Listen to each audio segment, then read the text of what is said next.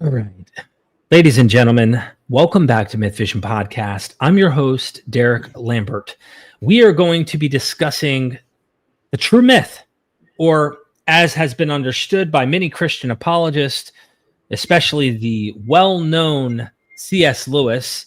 He specifically kind of started this trend of the true myth and made it popularized amongst people who today still go to him as a source, as an authority, brilliant mind, and someone that you should just take their word and then assess the Gospels and see, hey, Jesus walks and talks and acts, yes, in line with much of the other myths that are out there. And yes, it is a myth, but it's the true myth. And we're going to play a few clips. We're going to go through some brilliant minds that have actually commented on the idea of myth, and we're going into some of C.S. Lewis's stuff. I'm going to play a few clips that I feel are just extremely low-hanging fruit from apologists online about this topic. And I have the infamous, the well-known, I would say sharp, I want to call him a jugular jabbing scholar, Dr. Richard C. Miller. Welcome back to MythVision. How are you, my friend? Jugular jabbing. Yeah, you go right for the throat, man. You don't play that game, you know?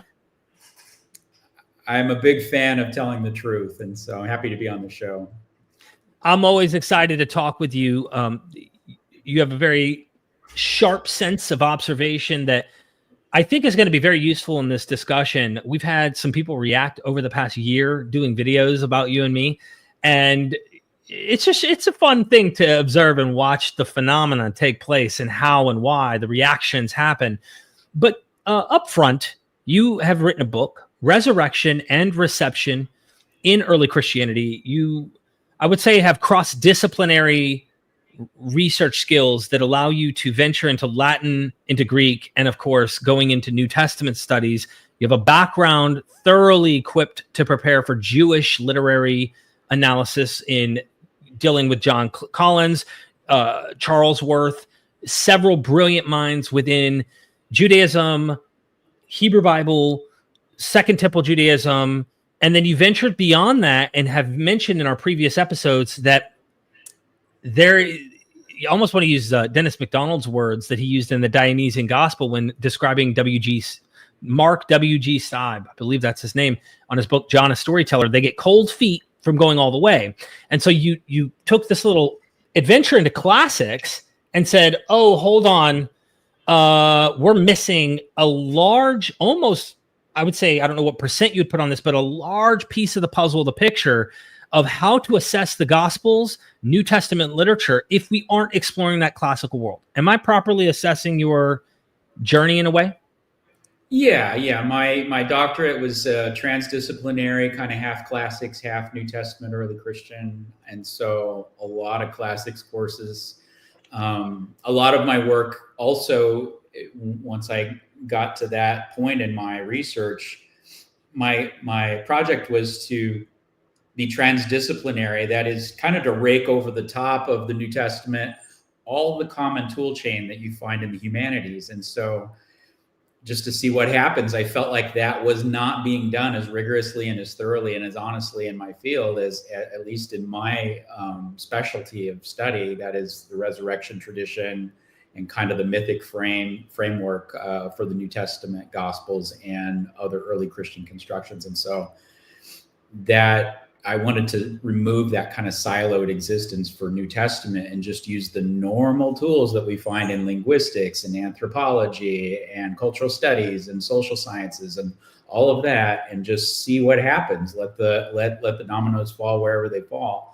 And that was the result. You know, my research and book and subsequent work has been the results of that. And so, which leads me to thinking you're the right guy for the job today in assessing the mythic patterns, or even, you call it chain, tradition, topos. You've used it, translation fables, where you have marked or identified in a long history of literature amongst classical Greco-Roman material, including Jewish material that has been Hellenized, features that, and you have 15 listed, I imagine there's probably more, but these are so clearly repetitive amongst translation, legend, myth, folklore. So they're like traversing these genre categories, but they are signals in that literature that highlights it's saying, hi, I'm a duck,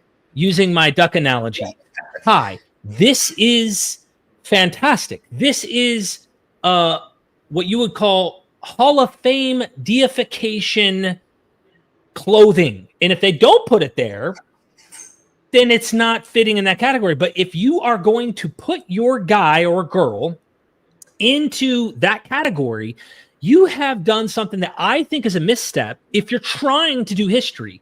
So I know it's blurry in the ancient world, but in today, if I had a real dude, if I'm God, I'm just playing hypothetical here, and I want my dude to enter the world, I'm not going to have him put a damn cape on. I'm not going to have him enter into a phone booth. I'm not going to have him like shoot off into the sky or have spider webs come out of his hands. And I'm using a total analogy. I know someone's already triggered in the chat. That's probably a fundamentalist. Welcome to MythVision. I'm teasing here. But I wouldn't do that if I'm trying to capitalize on making this person completely different and authentically not fictional. Unless you want to grant that all of these other translation fables are also historical and happened and true. So if you're going to do it, just be consistent. Grant that most, if not all, in some cases, are. And then what do? Now you have a different thing you have to deal with. Well, why is mine true? And how come I can trust mine, but I can't trust theirs? Well, what if theirs is true and yours isn't? Anyway, I've hogged the mic there, Dr. Miller. But I had to like vent and vocalize that kind of thing. Yeah, well, the Gospels, the New Testament Gospels, and other epistolary and other narrative, the Apocalypse of John, and just going outside of the canon, that's a later construct anyway, and so we shouldn't even be thinking that at this point. It's leveraging the linguistic signals in the text, or leveraging the conventional cultic embellishment, grammar of that time, the inventory of possible ways you could describe someone within that particular kind of frame. And so it's leveraging with divine birth myth. This was ubiquitous in the ancient world.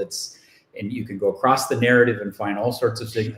Even the Gospel of Mark, it starts off with Jesus, the beginning of the gospel, Jesus Christ, a son of a God, which, there's no, it's anarthrous. And so a son of a God. Now that would have registered in the Greek speaking Roman urban world very clearly. That would not have been ambiguous. They would not have been thinking Jewish categories at all at that point. Exactly. Yeah. And so we're dealing with which meant demigod. Exactly. Yeah. Son of a god was a demigod. The Caesars were called sons of gods, and there were a whole host of others. You could probably catalog, 1,000 if you were pressed. And so, but pretty much most of the celebrities of classical antiquity had these sorts of embellishments one way or another bestowed on them in this or that text. And so, so we're dealing with it's sort of like what we said in the other channel. The New Testament is like a ladle going into a crock pot and pulling a sample out of there. But unless you take a look at what's going on in that crock pot, you're not going to understand the ladle very well. And so you're not going to appreciate what it is that you're tasting in the New Testament. And so that's really kind of my world, is to try and get into antiquity, the impressions, the conventionality, the linguistic signals, the tropological signals, the generic signals, the modal signals, blah, blah, blah, blah. All of the literary kind of work that's going on in crafting these texts, where those signals were directing the ancient reader just how to process, how to accept and process and receive these texts. Originally, the challenge is that through 2,000 years of theologizing, ecclesiology, and all of the things that have gone on there, and us moving more and more distant from that linguistic grammar that was there, the kind of the rule set for how you communicate anything, really. Right. Having that distance now, modern readers and interpreters don't pick up on those signals and therefore miss the meaning and the implied kind of impression of the text. And so that's the work I'm trying to do, is to try and bring that alive again, that lively inferential world that originally governed the earliest readings of these texts. It's kind of funny how you and I have been having discussion off record, and we're going to play a few videos, not just a few, I think quite a few. We're going to review some things, discuss some things, pause some things, might have to fast forward some things, so stay tuned. But off record, you and I have been discussing this problem of mimesis. And when I first got into this, I'm just a student, an average guy who likes to use the brain he has and tries to explore what makes the most sense, what seems to be the most accurate conclusion. I have a deep sense of emotion at the same time. I love life. I understand the existential desire of need for meaning and wanting stories and stuff to have an impact on us, and how people get carried away capitalizing on the historicity of things, going beyond the cultic meaning that they might have value in terms of a story or a lesson or a moral that's within a story. And so I've kind of come staunch fundamentalist, chip on my shoulder, kind of atheist, if you will, to recognizing mythology and literary lessons that we can learn. And I didn't realize that mimesis was something beyond the name Dennis MacDonald. I thought, okay, mimesis is this imitation that happens within the Greco-Roman Hellenistic world, where they're modeling their everything, literally from the clothing they wear, the environment and culture, the literary, the whole nine, off of the canonical, sacred, most influential plays and tragedies and epics and stuff of that world, to playfully rewrite and recraft and compete with, or even in a complementary fashion, make their own new versions of this. And that's what I thought mimesis was. And then that's it. And then you send me this video and slap me in the face with it. And you're like, hey, you ever heard of mimesis as just a very well-known, established phenomena that is human to the core, that has been practiced long before writing was ever in play, potentially before language. I mean, who knows? But I would imagine we need to go into this a little bit of what is this, and scholars have been discussing this. Yes, even animals. I mean, at some of the video clips, I don't know which ones we're going to get to today, but there's a tremendous amount of research right now looking at mimetic behavior in animals and how that's part of their developmental track. It seems to be more prevalent in humans. Well, it's clearly more prevalent in humans, and our adaptability is one of our greatest strengths as a species. And that comes from our mimetic. I mean, for the viewer, mimesis is imitation. So you're following a pattern that you're observing, a model. Someone else, you see your father do this or that, you do it. It's kind of and so it can be argued that nearly everything that you do is as the result is you drawing on that inventory of impressions that you've seen from others and repeating them in some way or another. And that's kind of where the research, the secular humanistic research is at this point. But Rene Girard is really a person that's brought that into the foreground, center stage in a way that's profound. And so, right. Yeah. And we might as well go ahead and start playing some of the clip here, and then you and me can have a review, and then pause me, say, hey, you catch that? Feel free to. Heads up, he lands in Christianity. However, we're going to listen and hear how articulate, how brilliant this person is. Now, this is the kind of Christian for me that I'm I could sit and just want to learn from 24/7 and have a blast with. I just don't. After you hear what you hear, I don't know what makes you draw that little leap into this one, beyond I had an experience, or beyond I was already this when I went into these things. So let's get into it. What do you say?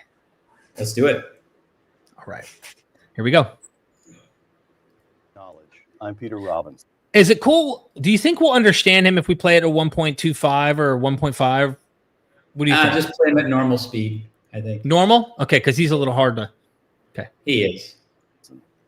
Be sure to follow us on Twitter at twitter.com/UNC knowledge, twitter.com/UNC knowledge. Born in Avignon on Christmas Day 1923, Rene Girard is the author of works that have been published in more than 24 languages, including The Scapegoat and Things Hidden Since the Foundation of the World. His latest book, Achevé Clausewitz, will be published in the United States in 2010 as Battling to the End: Politics, War, and Apocalypse. In 2005, Professor Girard received the highest honor in France, induction as one of the 40 members of the Académie Française. One source of Rene Girard's thinking, a close reading of The Golden Bough, Sir James Fraser's classic study of ancient myths. Published in 1890, The Golden Bough explained that myths throughout the ancient world contained a central element, the periodic sacrifice of a sacred king, dying and then resurrected. Christianity, The Golden Bough suggested, represented nothing but one more such myth, a point to which we will return. Rene Girard, bienvenue. Thank you. I'm very happy to be here. Segment 1, Insights. Mimetic desire. To quote one of your interpreters, Gil Bailey, quote, "Desire, as distinguished from animal appetite, is always aroused by the desire of another." Explain. If, in order to invent desire, because desire is not natural, desire is not animal. Is it human? We don't know. It sometimes. I know you human, want to comment on that, right? Very inhuman. You can already see he's already starting with, I would imagine, that desire is limited to only humans, right? Yeah, I would just say that I take issue with some of the things that are going to be presented in this video. I think there's some nuance that we could put in it, but the gold is right in the middle of what he's about to say. Exactly. So, I just wanted to clarify there. Yeah. Okay, awesome. And just so someone in the chat, Esmo says Golden Bough has been discredited. Many scholars do take criticism of Fraser. As biologists, or if you will, people in evolution criticize, Darwin, but do we throw him out? This is the sad thing I think happens with Fraser is people throw him out. And there is a scholar, Paula Corrente, wrote her dissertation on him and actually vindicates the category of dying and rising gods as a thing.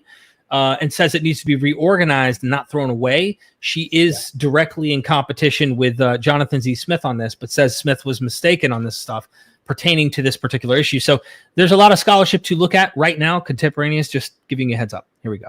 Well, if I could say one more thing, Derek, Sure. regarding Fraser, it's his central idea that survives. He's kind of the grandfather of anthropology. And so the idea that cultures interact and fuse together and come apart and that evolve over time, kind of the river of cultures. That insight that he provided there is absolutely uncontested. I mean, there isn't anybody really out there taken seriously that contests that. Right. Now, the details of his case and what things he's pulling from and this sort of thing, that's couched in the 1890s and is the product of whatever he was able to pull together at that time. But his genius survives. And so I just wanted to make that clear. Yeah, and he revised the work. So when they started off 1890, I know he revised it, and there's like a 1930-something publication of the Golden Bough, which has updates, of course. But, for those who are very quick to just hand wave, good luck when you're gone, when people bring a scalpel to you for making the bold claims that you make, or the assumptions and the guesses and the conjectures and the best you have with the information you have. Show a little bit of mercy. I read it. It's an amazing book. And I think that it's worth reading for anyone. All right. Yeah. But how is it born?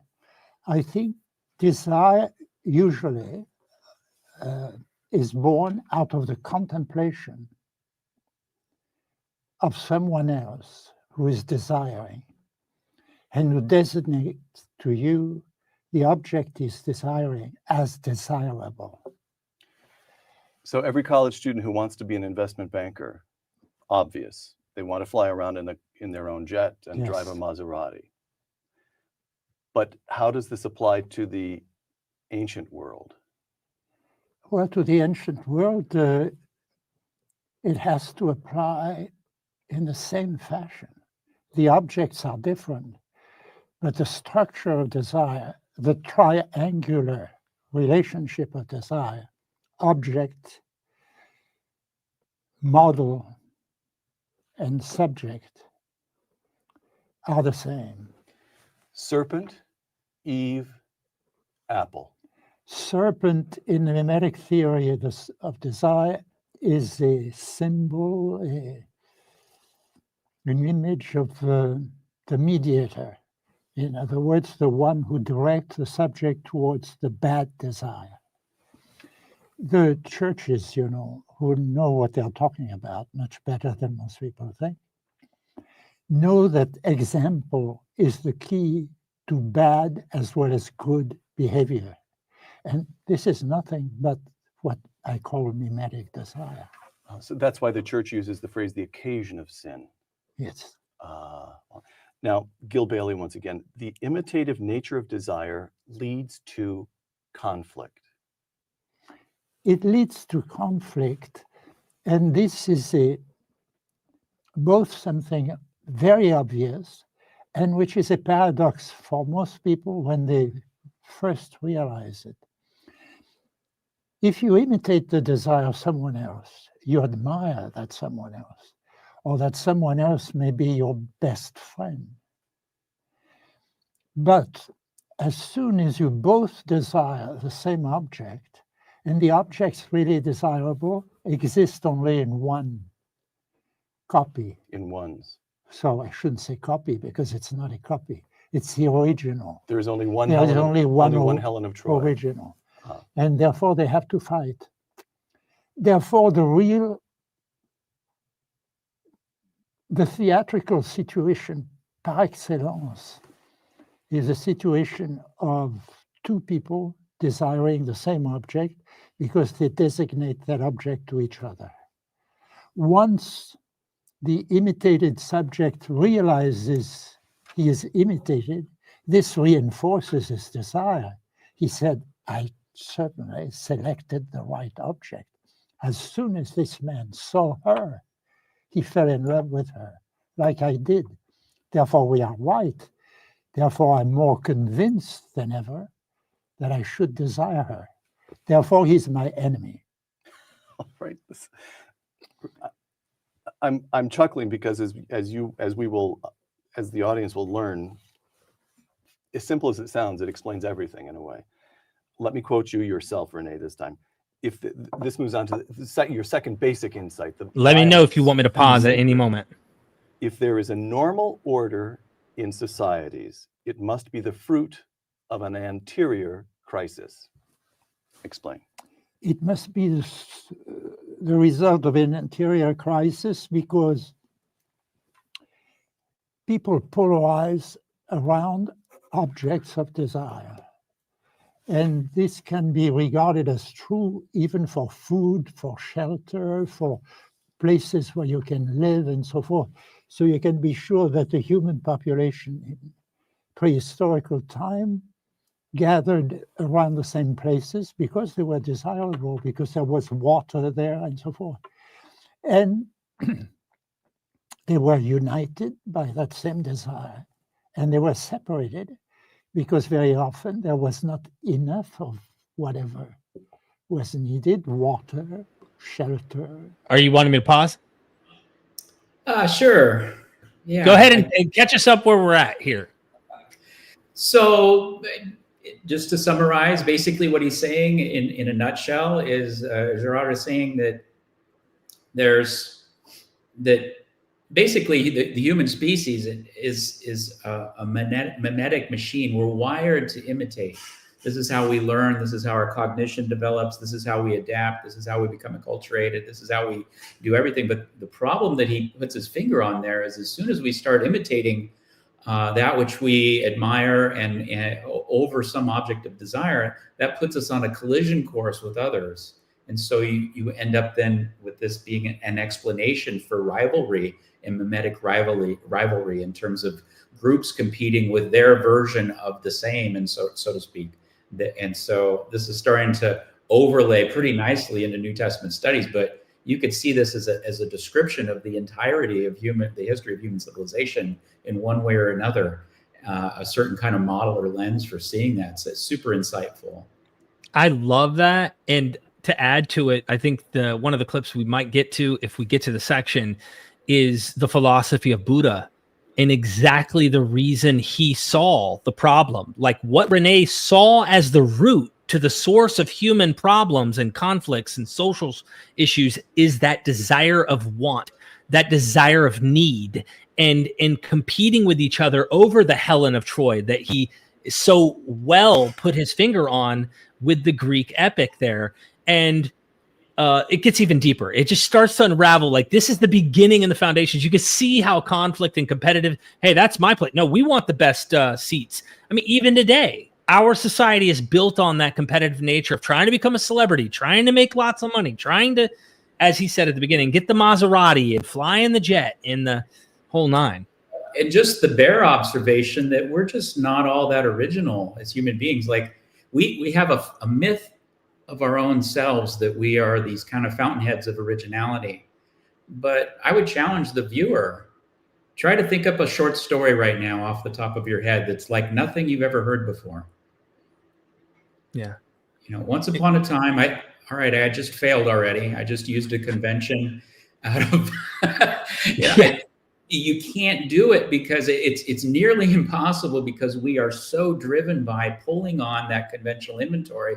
The storehouses, almost like Legos out around us, the cultural pieces and artifacts we grab from those. And so you could think of Roland Barthes, who talked about that, like everything that a writer does is drawn from innumerable centers of language and cultures around them, and is only achieves any kind of originality by the recombination of those, reconstitution of those pieces and bits that are available in the larger marketplace. Your point of the whole, once upon a time, even if I attempted to not write something that was, repetitious, I would be doing it in rival to the already existing tropes that do exist. And therefore I'm influenced mimetically to try and do something unique and different from the existing models. And there's no way to escape it. It's the point I'm getting at. So no matter what, we are social linguistic creatures that have patterns, and we live and work off patterns. And these patterns are what we use with our abductive reasoning every day, which you helped me with my next script on a documentary I have coming out. Praise to Dr. Miller here. We are going into this whole comparative myths, but I've been accused of association fallacies. I've been accused of parallelomania. Like, dude, they clearly need to protect the castle, but at the same time are lacking that background knowledge and understanding why Jesus walks and talks and looks the same way as what we're seeing in many of these myths. If I could just comment, even this idea of association fallacy is itself a fallacy, the way they're using that. When you start talking about language, a language is a system of associations, an index. That's the fundamental idea of linguistics, is you've got a signifier and a signified, and that association, the putting those two together. Red light means stop at the stop sign or the stoplight or whatever. Mm-hmm. That's something that you learn as a participant in our society. That's an association that's created. You can take that to every part of language. That's how language is even achieved, the communication.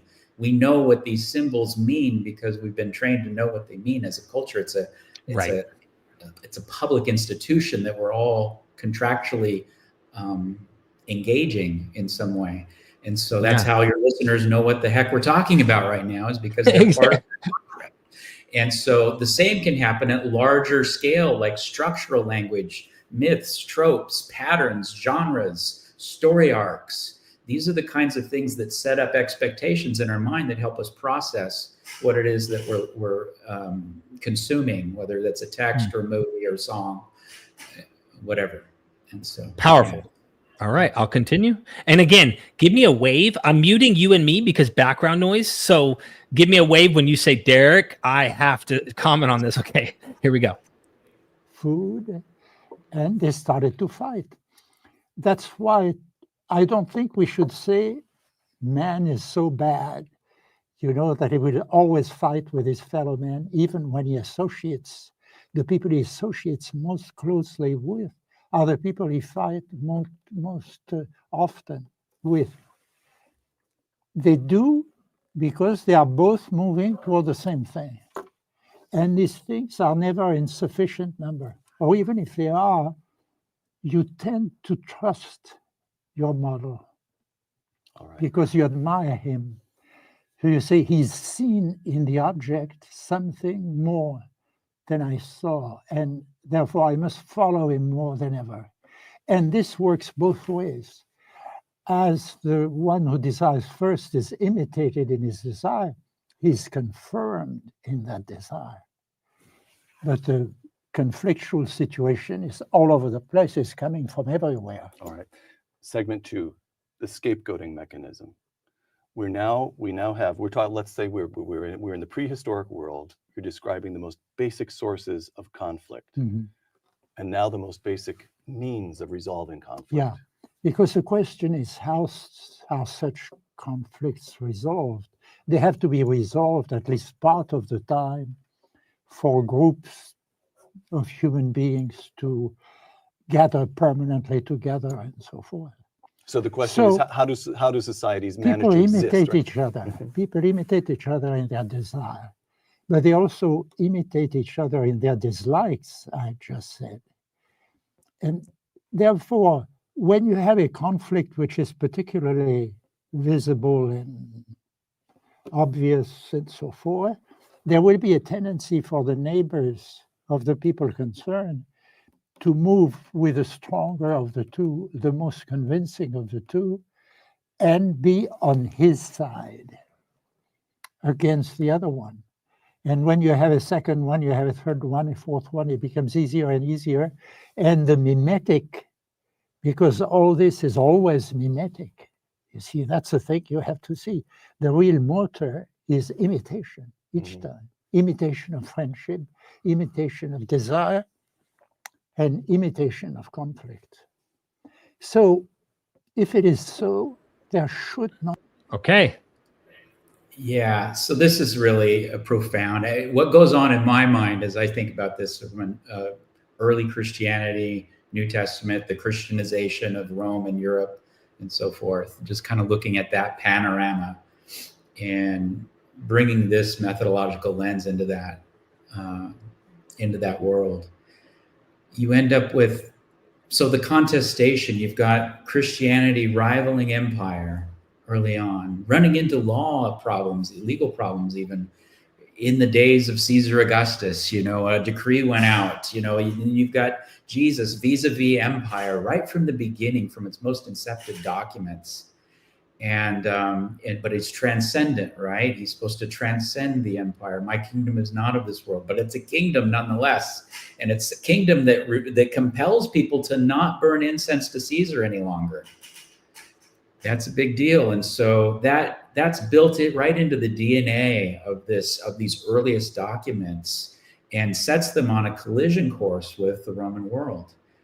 And that was, I think, by design from the very beginning. And that's why it survives today, because it succeeded in that, precisely because it succeeded in that larger cultural civilization scale contestation. And so the scapegoat, then you end up with the earliest Christians adapting and leveraging the most potent tropes, conventions, institutions, mimicking all of that, leveraging all of that language, whether it's translation, whether it's the idea of a son of a god, whether it's the idea of a virgin, a divine birth, or whether it's the idea of Jesus as a wonder worker, et cetera, et cetera, et cetera, et cetera, et cetera.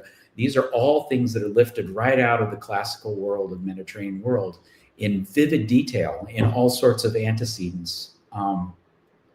Well, it leverages all that, and then it turns around like Oedipus and calls the rest of that world that it just robbed the entire storehouse. It just robbed the entire cookie jar of all that stuff, and then turns around and says, "You're pagan."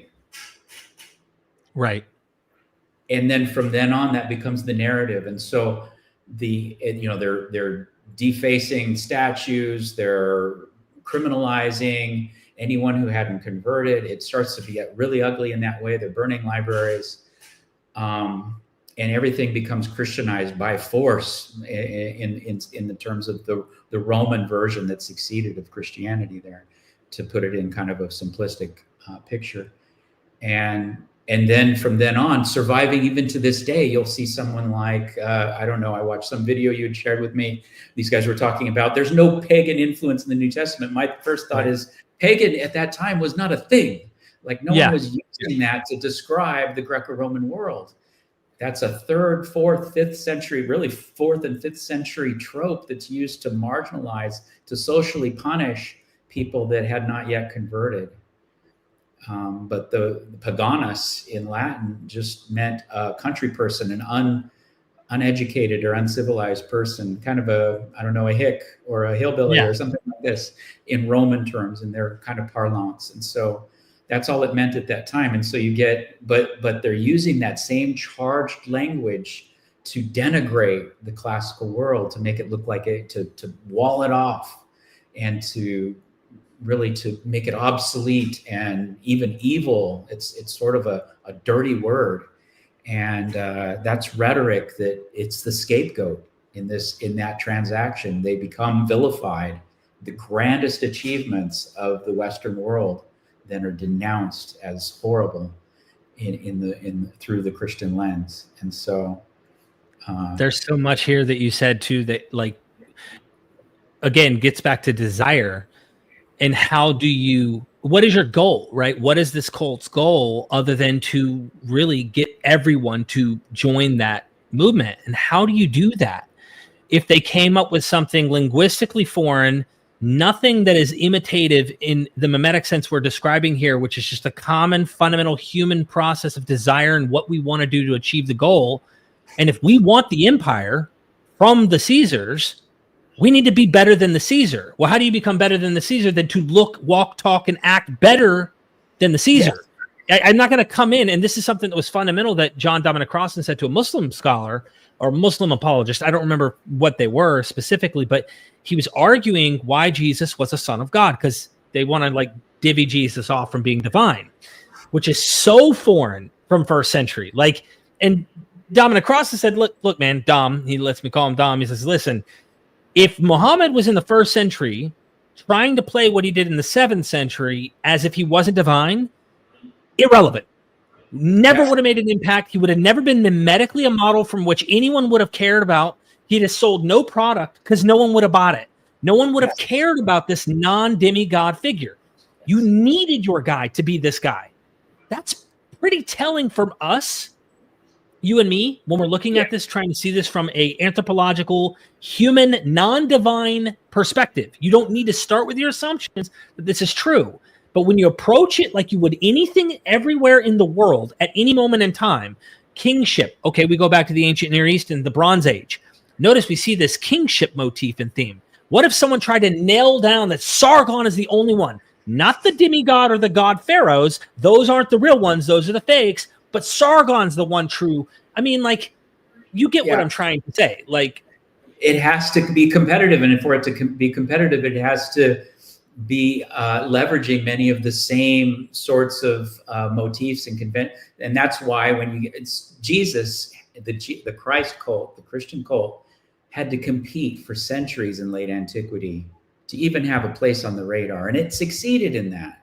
Mm-hmm. But in that marketplace, it had to compete right alongside all the mystery cults, had to compete right alongside all the demigod cults, had to compete right alongside all of the state-sanctioned high Roman temples and their own state-sanctioned cult in its own right. And it also had to compete with the emperor cult straight across. And so had it not done that effectively or at all, we wouldn't be talking about it right now. It would never have succeeded.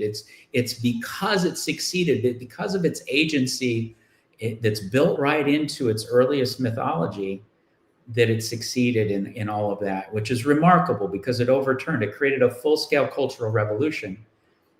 And it's not because these texts talked about reality and the other ones talked about myth. Right. We're going to get into that.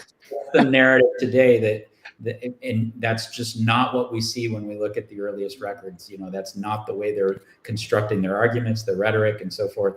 it's competing straight across, head to head, and it finally surfaces. But there are others that fall off that were also competing. We could be all, talking about the cult of Apollonius right now and having a discussion about that with a whole bunch of apologists defending that guy. At this point, had that one won out, that's exactly where this would have gone. But that's such an interesting point, because the history of this versus the non of that. And I was looking at Apollonius just a tad, just to tease people. And like in the life of Apollonius, he is engaging with Vespasian and Domitian, with contemporaneous philosophers in the real world, in the Roman Empire, in Ephesus. Like, you could do this with Dionysus and Thebes, right? Like, you can play these games. Now, I know that's older, but contemporaneous to the life of Jesus, you have that figure Apollonius that is engaging in the real world. What makes you not think that happened, but you can play around with all of that stuff that if this was written in that book, you would look at it and go, nope, there's something. This is why I get in trouble, bro. I get in trouble psychoanalyzing, and people go, don't do that, deal with the arguments. I agree. I get in trouble because why does your brain go to this? Apollonius, no threat, no fear. I have nothing to worry about. Jesus, ding, ding, ding. Dionysus, Heracles, Asclepius, and we have more actual written evidence of those gods performing miracles than we do, other than the New Testament, for Jesus in this period. The survival. We have texts that survived that Apollonius wrote. We don't have anything that Jesus wrote. Like, he's a real historical person. Like, we have epicoric legends, like local legends, localized tales that are popping up. We have anecdotal evidence, people talking about these stories in antiquity. I understand that they're myths and legends and all of this, folk tales, whatever. That's how we would interpret it today through our properly so humanistic lens at this time. But you could make a case. There was an eyewitnesses to his resurrection appearance. Like, you can go and read that in the text. Like, he has one, and in some ways he's actually harking on actual and named individuals who were present, and this kind of thing. And he ascends to heaven at the end of his career. There's actually two accounts that are different. In the New Testament, we've got several accounts that are different. Like on which hill did he ascend in Jerusalem? Was it on this mountain over in Galilee? Was it here? Who was present? Was it the same day or 40 days later? Yeah. Right. It's very different, and those are all the hallmarks of myth making as well. The kind of the malleability and different, and without even the slightest anxiety present in the New Testament about trying to reconcile all that. It wasn't. But Dr. Miller, don't you know that when it says he was resurrected at, I'm just throwing out numbers, 4 a.m., he went back into the tomb after that, then resurrected again at 6 a.m., and then went back in the tomb after that. Oh, and by the way, when he ascended the same day at the end of Luke, he also came back down and then ascended 40 days later again for the second time. I mean, and by the way, did you know that Jesus cleansed the temple at the beginning of his ministry and at the end of his ministry? He cleansed it twice and somehow evaded getting killed. I guess... You see, I'm playing around, of course. Must have been a remarkably busy man. Right? Very. You actually brought that. That's actually one of the well-known things that we always hear accusations toward the myths is, well, you have several accounts of Dionysus myths. You have several accounts of Heracles myths. Indeed. And there are several accounts of the story of Jesus that don't agree as well. Well, if they're so concerned with what actually happened, ladies and gentlemen, history, as we understand this term, they would not have had this kind of issue. This would not have been a problem. And it's apparently a problem. So anyway. Well, it speaks to the creativity. I mean, the license of creating mythologies and so forth. I mean, we can unpack this further, but Wyatt Earp, if you want to go watch every movie about Wyatt Earp, and you'll see radical difference. And that's because each one, the creator of those, and none of it's highly tethered to history, right? At this point, he's detached, he's untethered to that at this point in so many ways. That's just one guy, a very minor, there's no religion around Wyatt Earp. If you go back, the malleability, the difference in these stories is because it shows the playfulness of it. Right. And the early Christians did not seem to have, the earliest Christians did not seem to have this anxiety that later came around where we need to reconcile all this and make it true in some like ontological way. That just was not on a concern of theirs, clearly.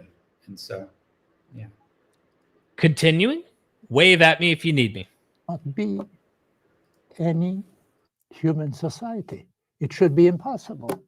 Total conflict all the time. Total conflict all the time. But if you have that total conflict, you also have a way in which this conflict is automatically, what should I say, cancelled and resolved by. And it is when people imitate no longer the choice of opponent, but also what they feel about everything. And they are all going to gather against the same opponent.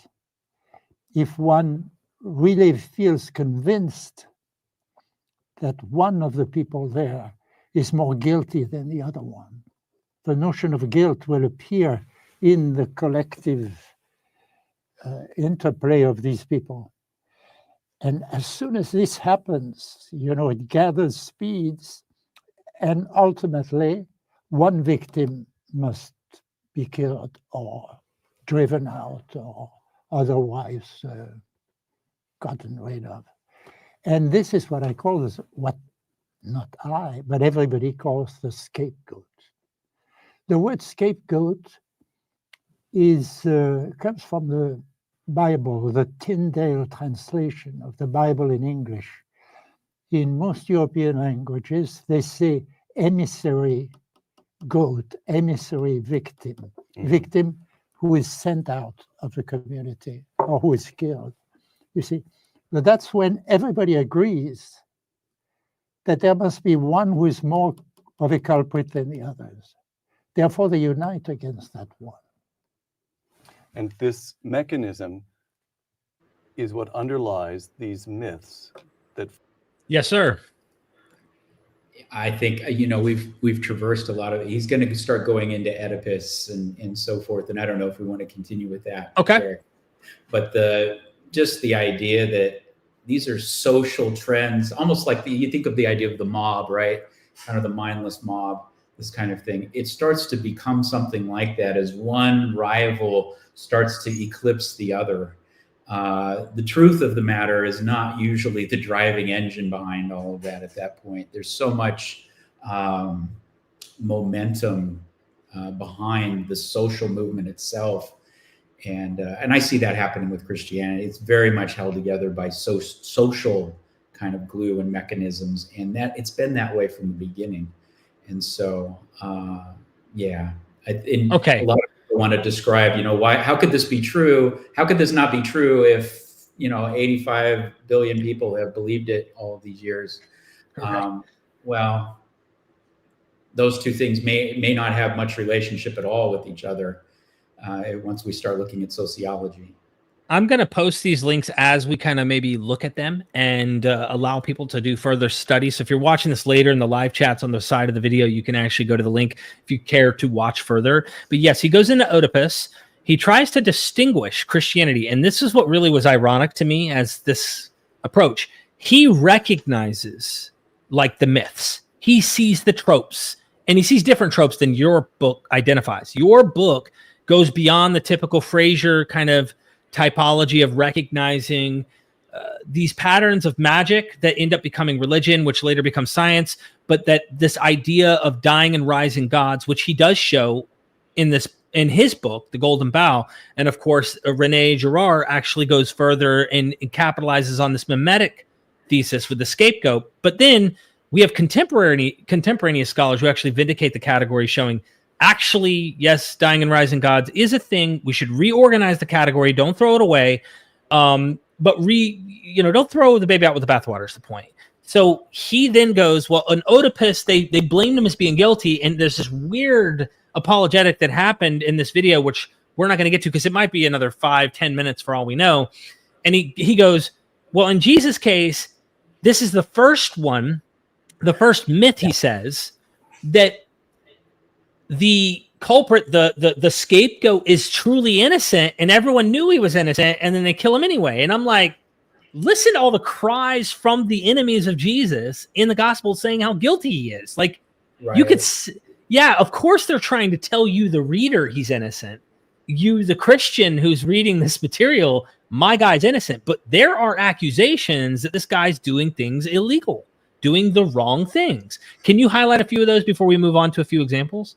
Yeah, I would just say any of the viewers that go on to watch Girard's any of these interviews, he's a Roman Catholic, and he does, at the end of the day, he's behind the scenes tethered to Roman Catholicism in some way, and so therefore sees the kind of his idea of the Christian message is ultimately the key to humanity's future in some way, which there he and I would part ways probably. And so, but that said, though, I think it is it's important to realize that you can't, and there's no time in civilization, none, where there was this hard break from the past and a new thing happened and nothing got through that wall from the past.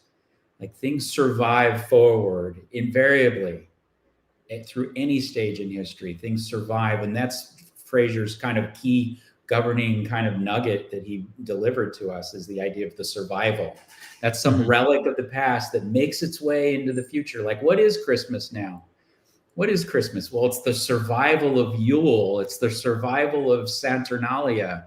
It's the survival of, you know, all with Christian decals over the top of it to such an extent now that it looks like nonsense, like a kaleidoscope of nonsense. If you start unpacking it a whole lot, like, why am I bringing this tree in my house? What does this have to do with Jesus? Why are we, you know, what about this guy coming down the, you know, the chimney, et cetera, et cetera, et cetera, et cetera? And why are we singing carols and getting drunk and all this? Where's all this come from? Well, it comes from these other branches that are surviving into what we consider now a sacred holiday. But all of these tributaries came together in the same way. Christianity itself was an amalgam of prior forms that survived and basically co-opted classical antiquity.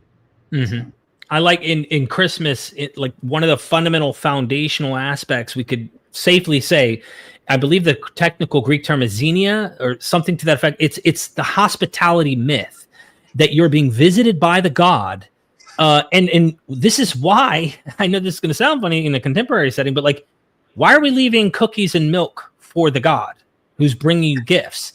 You are playing into this very ancient motif of gift giving and hospitality mythology that goes way, way back. We see it with Abraham and the three men that are divine, including Yahweh, that walk with him and eat with him. There is a gift-giving scene where Abraham feeds them and gives them something. And of course, there's this, he's reciprocating this. You get this in Ovid in his Metamorphosis with Bacchus and Philemon, where it's Jupiter and Hermes, I believe it is. They go through the entire town, and everyone, it's cold and it's you know, their doors are locked, and they're telling them, "Shoo, get out of here. We want nothing to do with you." And it says that they went to 1,000 homes, and 1,000 homes they were rejected. They finally get to this Philemon and Bacchus, old people who are poor at the end of the road where no one else is at, and they're in this really stick home, and they invite them in. And they give them the last bit of their bacon, technically. They give them the last bit of their wine. And as they start talking and socializing with these gods that they don't know are disguised, just like the road to Emmaus, just like the other stories where you don't recognize the deity, all of a sudden, the wine keeps filling up in the cup. And then he looks to his wife and he's, "Go get the rooster. These are gods. Sacrifice the rooster." Anyway, like these are stories, and they keep, you know, they're so fascinating. I love them. There's a lesson in them. But okay, so we need to move on. We're out of Rene Girard. He does some strange thing to make this one somehow different, and it really didn't even, you know, do anything. If you watch the video, which we would have had to keep going, I didn't want to necessarily get lost in the Lex clip, but it might be worth just showing the interview at least to let's see people like get an idea of the conversation that is here. Is there a certain spot you can recall, Richard, that you think? I would just tee this up for your viewers. If you get a chance, watch this. This is great. This is basically a completely secular extraction of Girard's kind of central, powerful idea. And this is a person that's coming at that from more of a scientific standpoint. And so a lot of successors and a lot of people have taken from Rene Girard's work and have ran with his central kind of brilliancy in the middle of his theory, and to good effect. And so there's a tremendous amount of research moving all the way into the hard sciences around research and so forth. And this is a powerful interview that is a great example of that. So. Thanks for sending it to me too. I mean, like, you sent me some nuggets lately, and this made me think of Dennis and you and what you guys wrote about. And I thought, oh my gosh, like, why isn't this being brought up on MythVision? Like, people act like this imitation of Greek literature is so strange. And then they're happy to do it with Jewish literature, but God forbid they attempt to do this with anything from Homer, anything from Euripides, anything from the classical Greco-Roman world, that pagan world, anachronistically. And I went to this and I went, okay, this guy's a scientist. He's clearly understanding evolution and how this is appropriated in mimetic theory. At the end, he even disagrees with Rene and says, look, I know a guy, an Australian Aborigines, who said that, like, dude, they don't have this scapegoat concept. So when you get two specific cultures, you might not have that exact conclusion, but mimetic theory is the case, inevitably. That's right. That's right. It's the general mechanics of what we're up to as a species, and in terms of imitation and mimesis. And so that's the genius in it all. Excellent. Okay, I'm then going to get to our next video. My computer's holding on by a string, it seems. Refreshing this. If it will refresh. Why did he see the one true religion? Bear with me. Okay. Let me see. I might as well play this one since that one's being funky. It's not refreshing for me. So let me go ahead and play this. And I have it already queued up here. I guess this is a letter. This was a letter at some point, and it's on this YouTube channel. Let's go ahead and hear what C.S. Lewis has to say. Probably I have made heavy weather of it. But if I remind you instead of Orpheus and Eurydice, how he was suffered to lead her by the hand, but when he turned round to look at her, she disappeared. What was merely a principle becomes imaginable. You may reply that you never till this moment attached that meaning to that myth. Of course not. You are not looking for an abstract meaning at all. If that was what you were doing, the myth would be for you no true myth, but a mere allegory. You were not knowing, but tasting. But what you were tasting turns out to be a universal principle. The moment we state this principle, we are admittedly back in the world of abstraction. It is only while receiving the myth as a story that you experience the principle concretely. When we translate, we get abstraction, or rather dozens of abstractions. What flows into you from the myth is not truth, but reality. Truth is always about something, but reality is that about which truth is, and therefore every myth becomes the father of innumerable truths on the abstract level. Myth is the mountain whence all the different streams arise which become truths down here in the valley. In hac valle abstractionis. Or, if you prefer, myth is the isthmus which connects the peninsular world of thought with that vast continent we really belong to. It is not, like truth, abstract, nor is it, like direct experience, bound to the particular. Now, as myth transcends thought, incarnation transcends myth. The heart of Christianity is a myth which is also a fact. The old myth of the dying God, without ceasing to be a myth, comes down from the heaven of legend and imagination to the earth of history. It happens, at a particular date, in a particular place, followed by definable historical consequences. We pass from a Balder or an Osiris, dying nobody knows when or where, to a historical person crucified, it is all in order, under Pontius Pilate. By becoming fact, it does not cease to be myth. That is the miracle. I suspect that...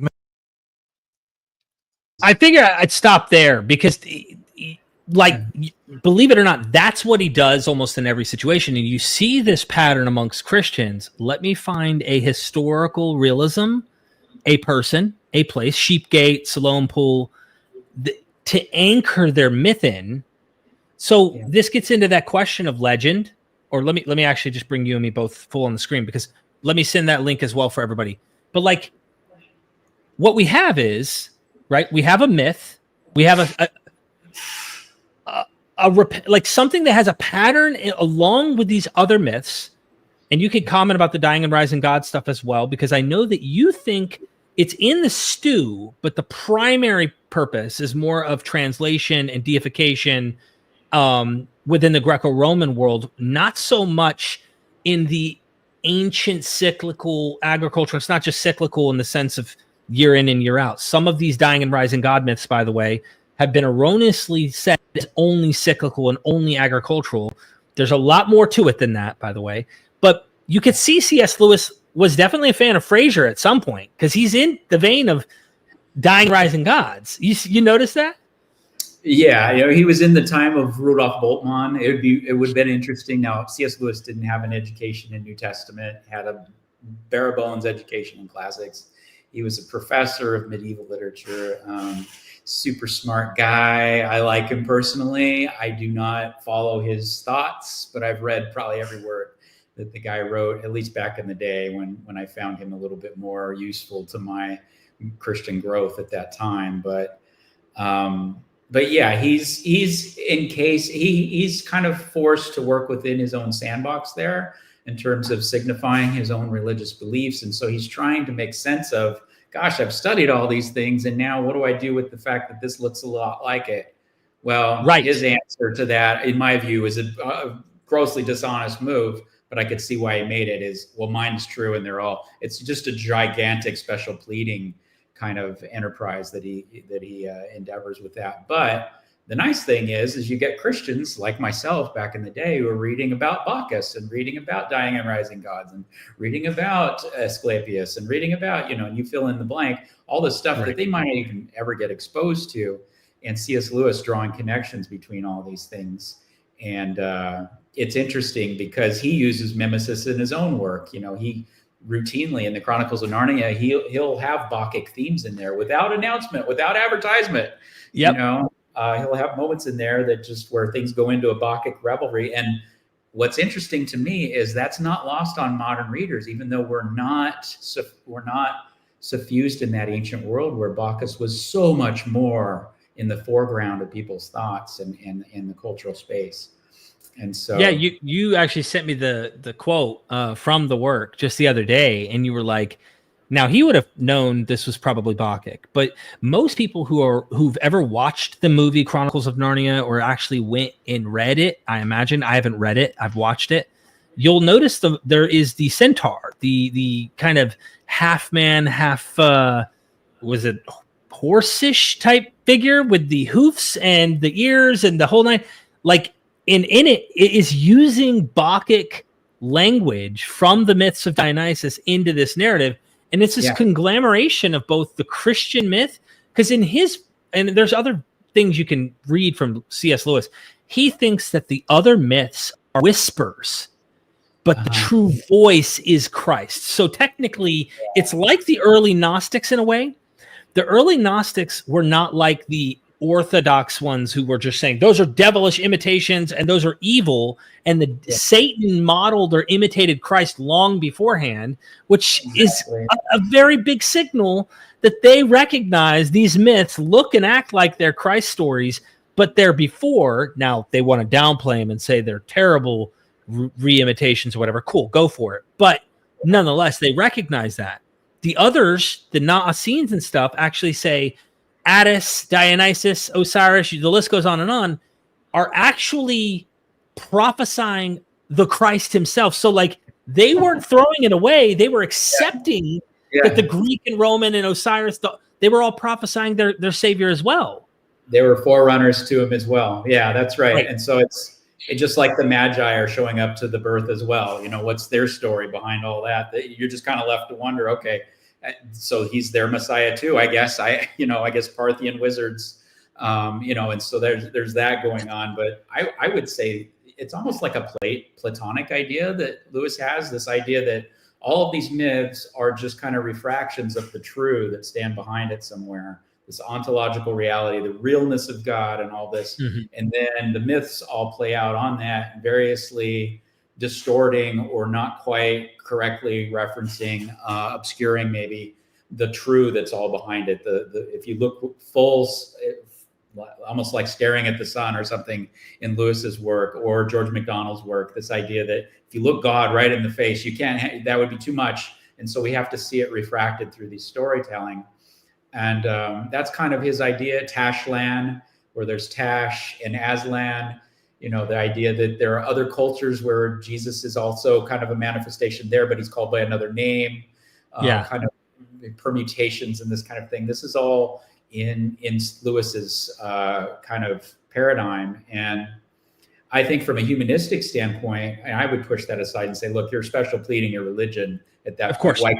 Why couldn't the Islamic myth be the true one and ours is the refracted mess, you know, or something like that, you know, this kind of argument. And so he's just biasing for his own, lo and behold, the Christianity that he received in England at that time. But if you look at it from a humanistic standpoint, the truths and myths, you know, why we love going to the movies and watching, you know, J.R.R. Tolkien or whatever our thing is because it resonates so deeply within our psyche as a species. It's referencing things that are subconscious at deeper level, more primal, you know, Game of Thrones or whatever. It's touching on things that are there that speak to us at some deeper level. And then even the religious mythologies that may be taken with a little bit more gravity or a lot more gravity, same things going on though. And so that's kind of where a humanistic research project would go, is to try and unpack what are those cultural pieces that it's referencing? Why is this valuable to society?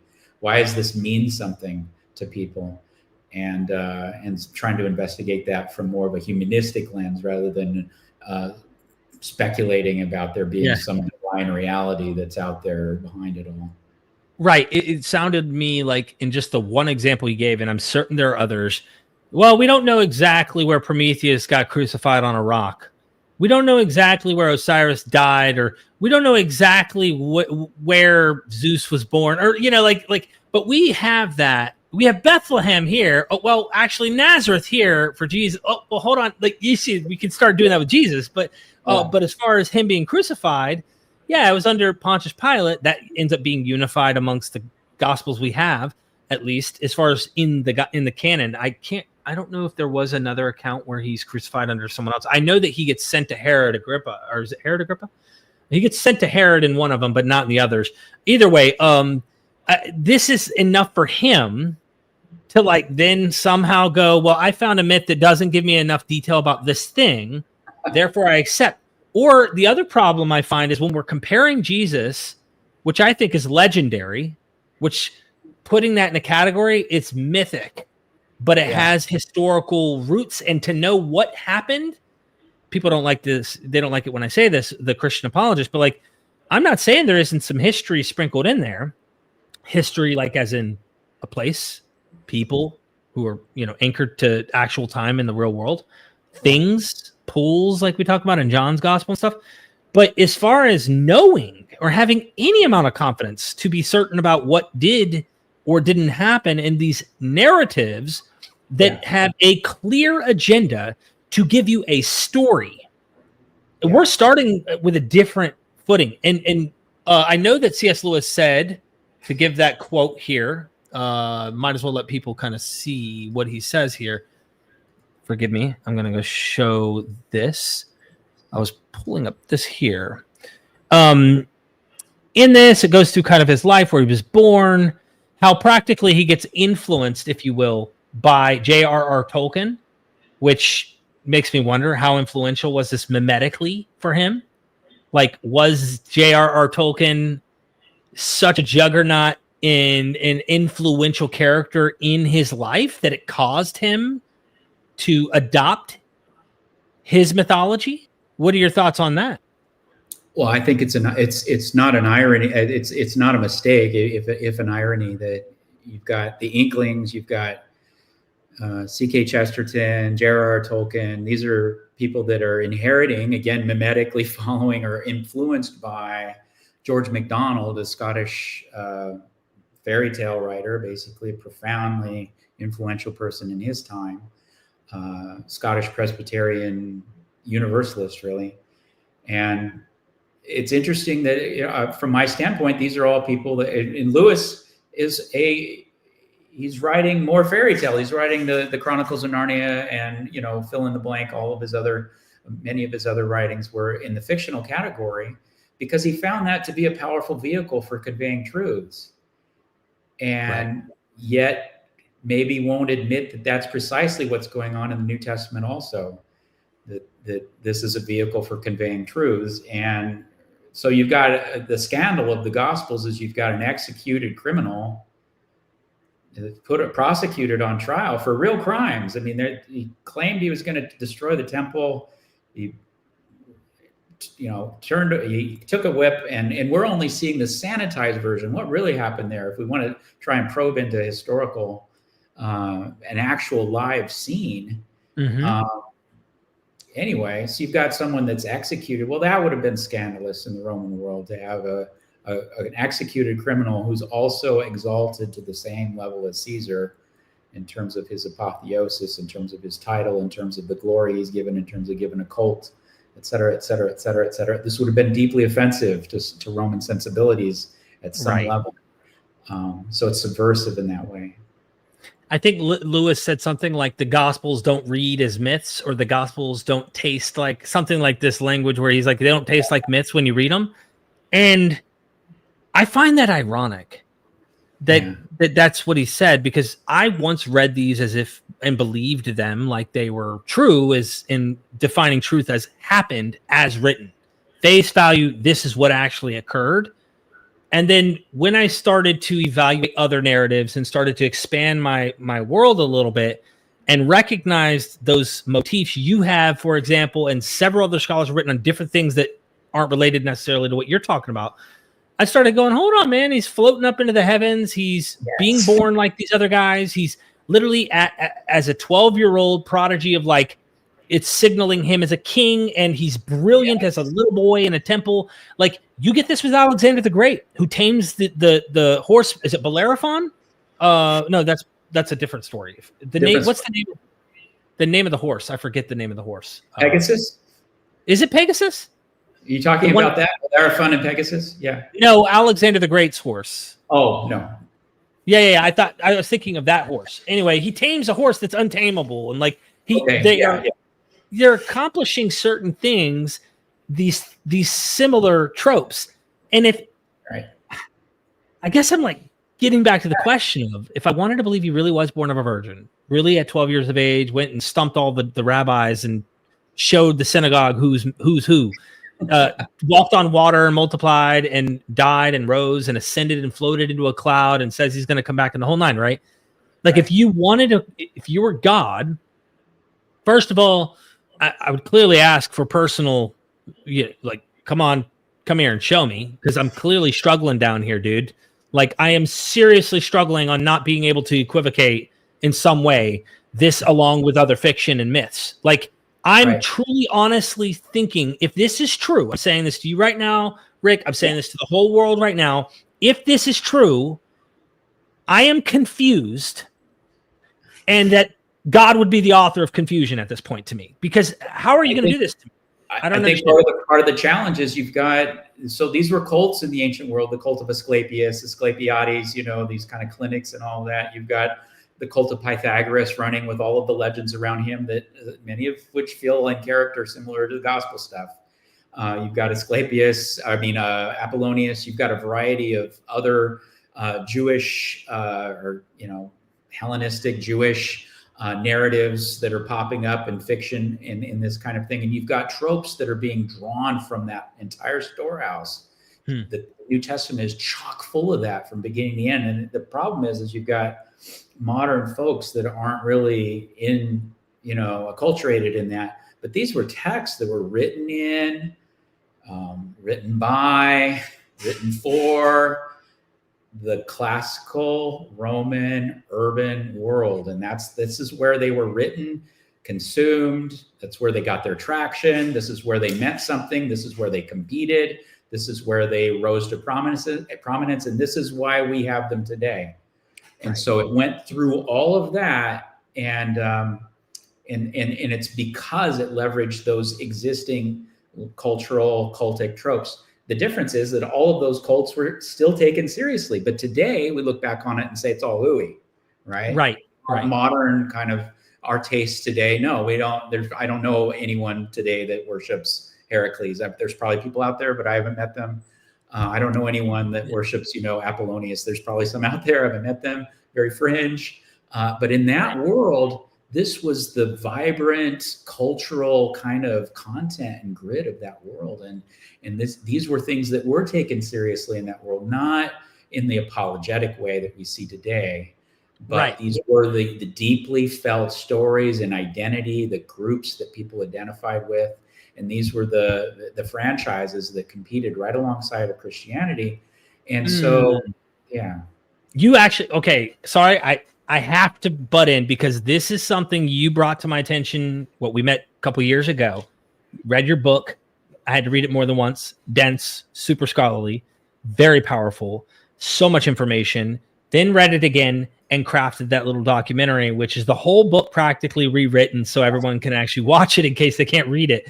Because it's very, very complex. And we showed how Josephus is literally imitating the Greco-Roman models, so much so that the most central character to Judaism, Moses, does not die, but has a translation and ascends to heaven and doesn't even die. The most central dude to their mythos, who dies and gets buried by God according to scripture, and how you want to work that out is a different question, doesn't die, has an ascension. So this is my point I wanted to bring out. You're arguing something very unique and very interesting that it's even today, I struggle with swallowing the whole pill because I know how superstitious humans are. We believe crazy stuff, Rick. We all know this. But were they arguing the historical veracity that apologists are arguing today? Was it their intention? I don't think so either. Because here's why. And I'm going to throw this at you and get your thoughts. When there's disputes, when Justin Martyr is comparing Jesus and does these other figures, or other people are distancing Jesus from the comparative myths of Mithras and Dionysus and stuff, early church fathers that are doing such a thing, and even the ones that are accommodating it, like the Gnostic groups of the Nazarenes, who are saying, actually, they prophesied Christ as well, so we can find the mysteries of Christ in the mysteries of Attis, these kinds of things. Right. The only thing they argue to distinguish their cult, their Christ, from all the other ones early on, as far as I'm aware of, is that he is the moral king. He is so moral in their view. He is the absolute platonic incarnation of good. And that is how they measure this one's truer than your other ones, because our dude is morally better. They weren't making an ontological, historical claim that actually, we found the Siloam pole, therefore he walked on water. Oh, we found the sheep gate at the temple, therefore he ascended to the clouds. How do you jump from, I found a historical place, person, Pontius Pilate existed, therefore people come out of graves, therefore no, what's up with the leap? So it's the goodness, right? Well, that's it. I mean, you've got a set of legends there, and they are rooted in historical context, and that's what I think confuses the modern mind. But that's part and parcel of what a legend is. It's not anything but that. It's always got some kind of, it's a mix of real and not real coming together in some profound way that a culture takes hold of and carries forward in a mimetic traditional fashion. And so we've got texts that encode that and go forward. And so, I think that's what the challenge for readers today. And then you've got a whole bunch of apologists or whoever, these fancy, what I would call fancy apologists, some of these teachers at some of the universities that have somehow made their way into that are really, if you look at N.T. Wright, or I don't want to name names, but these individuals that clearly have a stake in terms of trying to prove or convince people that they're to legitimate their religion over others. And but we got to be honest with ourselves that this is the same pattern that we would find in any other culture. And so it ends up becoming a special pleading case, especially when you look at the earliest Christians did not handle them in a historiological fashion. They weren't making these historiological cases around these things. They weren't trying to bring forward, witnesses or speculation or even anecdotal information. Even in that way, it's even inferior to Apollonius's biographies and this kind of thing. And so, And so that just wasn't the point. Instead, they're starting to symbologize it. They take off and start trying to create allegories out of it all, which is the very thing that in the ancient world that they were doing with mythic texts, not history works. And we're doing that with any history works.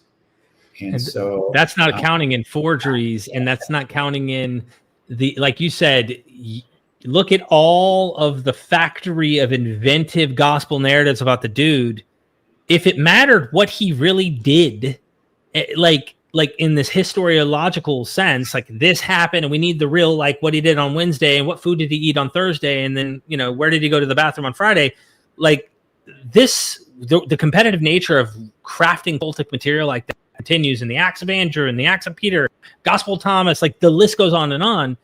Right. What the heck, man? It's this big factory of myth making, legend building, folklore type material.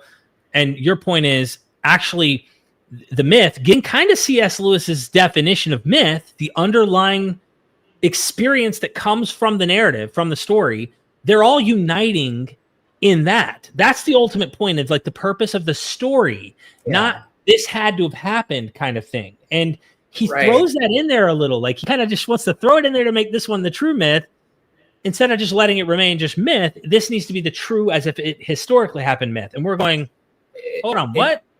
It shows that this was never a concern. They've got these diverse texts that aren't agreeing with each other in just basic, like this is not reconcilable. Sorry, you can't have Jesus going back and forth into the tomb, out of the tomb, ascending, going all these places. You know, the birth narratives don't line up at all. Is he the Logos? I don't know. Like, why didn't, you know, and so there's a lot of different,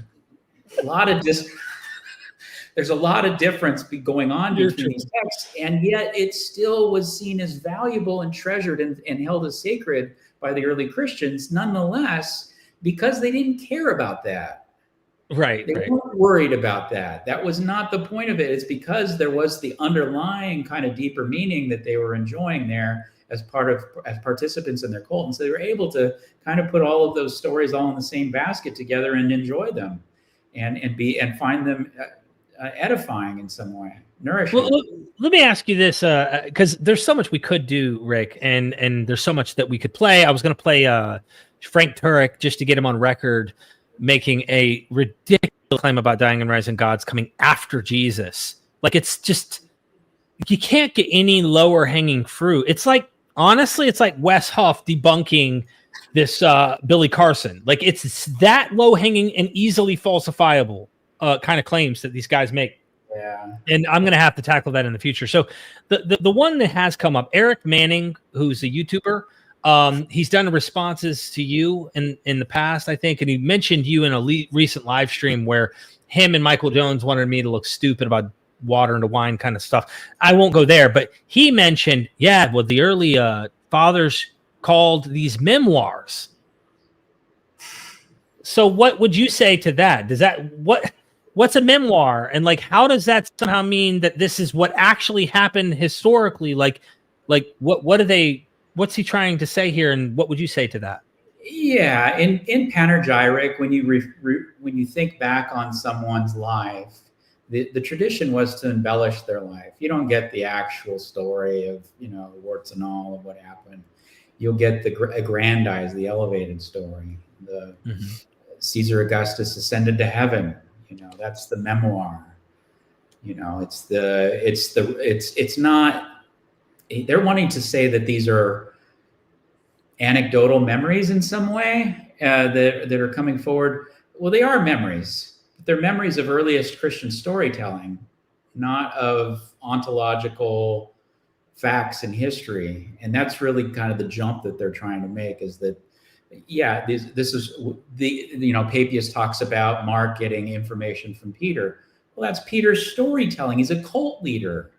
This is if you grant that, that's a whole nother problem. Yeah, I mean, if you grant that, you've got a cult leader that's telling fabulous stories about his legendary figure and founding a cult around him, a son of a god.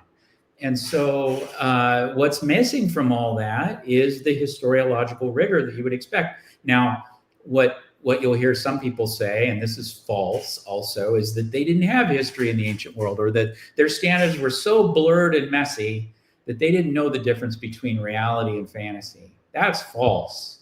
And I think I've published, if you go and look me up online, you'll see some of my own work that's detailed how false that is in terms of what qualified as historiography in antiquity.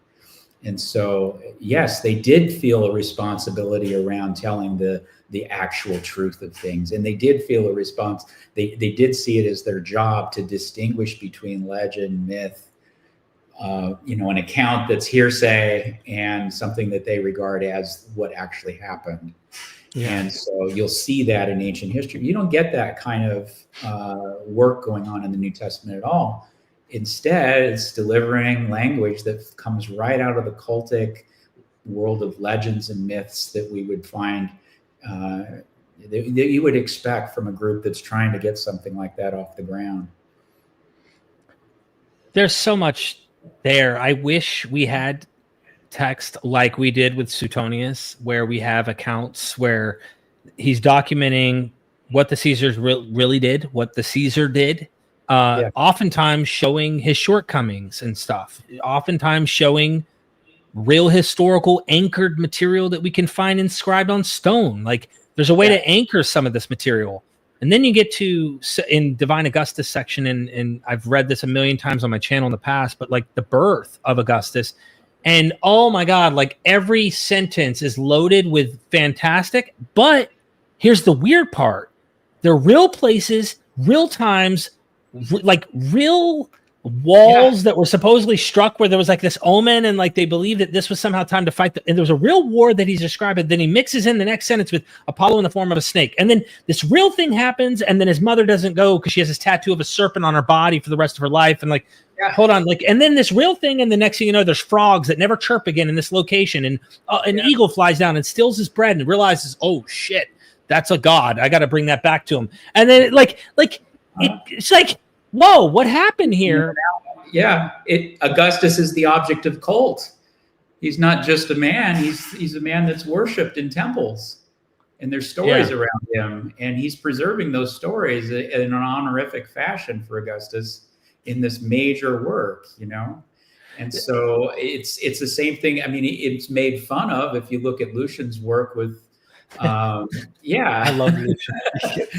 You and me laughed all day. Yeah, we would laugh to tears. But what happened there? That's again panegyric. There's a funeral the next, following his death in the bonfire. And somebody steps forward and says that they saw him, that he ascended out of the pyre, and you heard a voice from heaven or something like that. In the earthquake. There was an earthquake. And of course, he's making fun of all that because he knows that that's embellishment that's placed on this guy, and he's wanting to poke fun at it. And just like Jesus, Proteus was formerly a Christian leader, one of the foremost.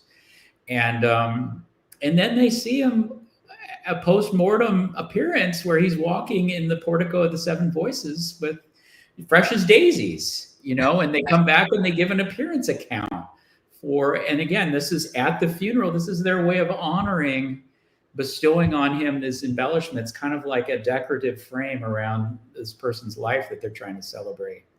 And they're making stuff up. They're making shit up, basically, as well. Right. So you're committing an association fallacy because the bearing of what you're reading with Caesar Augustus or Peregrinus or Heracles or Asclepius or Alexander the Great or Apollonius of Tyana, or you can go on and on, whether they're gods, demi-gods, humans who become gods, heroes, it doesn't matter. None of them, you have to take each case individually. You're not allowed to let patterns and tropes and themes that are found in every other one of these damn stories that are powerful and punchy and extremely popular all throughout the Roman world that Christianity is born into, but it had zero mimetic influence to adopt and imitate in crafting other legendary mythic material like the rest. You're the one committing the fallacy here, Dr. Miller. How do you feel about it right now? You got to think about where that's coming from. I mean, not to toot my own horn, but the people I talk to, literary critics, cultural critics, historians, actual historians that make a living doing this, that writers, my peers, the people I talk to would never make that kind of claim. And so that's something that comes only out of a defense mechanism for people that are trying to, defend the citadel at all costs, And it's not arising out of just a pure interest in understanding and using the kind of rigor and tools that are available to us today in any modern reputable university. And so once you get into that world, then you have to deal with language. You have to deal with the fact that these are texts written in Greek-speaking societies where most of the converts are not Jewish. Right. 95% of them are not Jewish for the first 200-300 years. They're just not. And so this is the software that they had in their minds at that time. And the New Testament is drawing on that and invoking it left and right. And it's lost on modern readers for a few reasons. They don't want to know that, for one thing. I talked to one person, a relative of mine. I started to describe some of this. He said, stop. I don't want to know what you know. I don't want to ruin this for me. And so I get it. It's there's something. Yeah, there's something comfortable about being ignorant about some of this, isn't it? Sometimes it's like, please don't. And so people can choose to watch this channel or not. But what I'm telling you is the truth of what you get, what's yielded out of a genuine investigation using the common tool set that we find in the humanities. This is the exact place where you should be going, more or less. And this is the place where I see secular academics that are handling the New Testament. People say, we don't all agree with each other. Yeah, because we're doing rigorous work, and some of us are ahead of each other in certain areas, and some of us are exploring different things and have different specialties, and some of us just haven't made the same insights. We're working forward, but we're not disagreeing on this general idea that the New Testament was born out of that ancient matrix, that ancient context, that ancient milieu. And as you say, too, there's a constant negotiation happening. And listen, I am not trying to disparage. I know you haven't either. You're just a little frustrated with the state of things in the field amongst critical scholars. But I am not naming any names. But Miller, I decided I'm going to pull the plug on just doing documentaries on this channel. I was going to shift everything to my second channel. And I'm so passionate about these kind of conversations and connecting with our audience that I was like, I need to keep interviews. So I just started doing a bunch of more interviews lately, and I'm getting back in the zone. It just keeps me, going. And I spoke to a scholar today. I cannot name them. I'm not even going to give you pronouns here. And they pointed out that the book they have coming out in 2025, which they said I had to really downplay. I had people reading this chapter. They told me, soften it up, gentle it, make it not so strict, not so punchy. I need you, they are still policing how you communicate your secular tools and those conclusions you draw based on those observations. You need to be very careful about that. And they mentioned about doors not being potentially opened for other positions and places they can go. It will limit, if they keep going with any harsh type of criticism or critical thought when it comes to this, it is going to 100% limit. They told me this. I didn't say this. Limit from them being able to go to those certain avenues. And so they're trying to play it smart in a political sense, even in this isn't like a theological seminary. This is like very, very prestigious academic setting at the top. And I'm thinking, damn, that's sad. It's the unspoken behind the doors. Everyone knows this. I think a lot of these critical scholars all know we got to tiptoe. It's a living religion, and we have to be sensitive about this living religion that is happening in our own institutions. And that negotiation, you're saying, is causing people from coming maybe to your conclusions in some ways, or at least drawing maybe more consistent ones in your estimation. I don't know. What are your thoughts? It's pulling the center of research, the natural center of research, off off kilter. So people are afraid to actually deal with the reality of all of this in with the kind of rigor that we would expect in any other investigation. And instead, these kind of sensitivities are ruling the day, the social dynamic of a living religion. And that impacts everyone, top to bottom, no matter. People imagine that there are all these secular scholars. The other day I was talking to someone. No, there's probably just a handful of us actually that are truly secular in the sense that we don't care. We're gentlemen and ladies and gentlemen in terms of caring about society, but we're not trying to write in such a way that's going to placate to that. And so, I knew that going into this. So I spent basically my whole adult life studying these things at the top schools, as you know, working my tail off, spent a lot of my own time and treasure in that, knowing once I got into my dissertation that, okay, now I'm starting to walk out into territory that's going to upset truckloads of people. I probably won't even be able to get a job if I persist in this. Mm-hmm. I had to make a decision deep down and say, you know what? I feel like I owe it to humanity, given what I'm doing and where I'm investing myself, to give them the truth as best as I can. As best as I can, and let the cards fall. And it so happens, I don't have people calling me up saying, "Hey, come teach at my school." I think they ought to be. But I would love that. I would love for someone, if you're in a place and you come across this and you watch MythVision, because I know a lot of scholars do watch MythVision, and you appreciate that. I mean, of course, Richard, I know your whole. You're a good dude. Like, I know you don't have that evil bone in your body, no matter what Reddit might try to do. Such rubbish. At the end of the day, I want an institution to reach out to you so you can teach and come with us, because even you in your book at the end recognize the important value of these stories. You don't throw them out. You're not discarding them in totality. You're saying, I'm going to observe these devoid of dogma, devoid of the necessity of how we should interpret or understand this material. And at the end of the day, if you want to negotiate your faith, do it under the facts and rubric of what this observation leads to. And that's the evidence-based topos that we find in the Greco-Roman world. I find more beauty in that. And this is a lot more fun than being told, sign this statement of faith and now do your scholarship. Oh, you went against the statement of faith?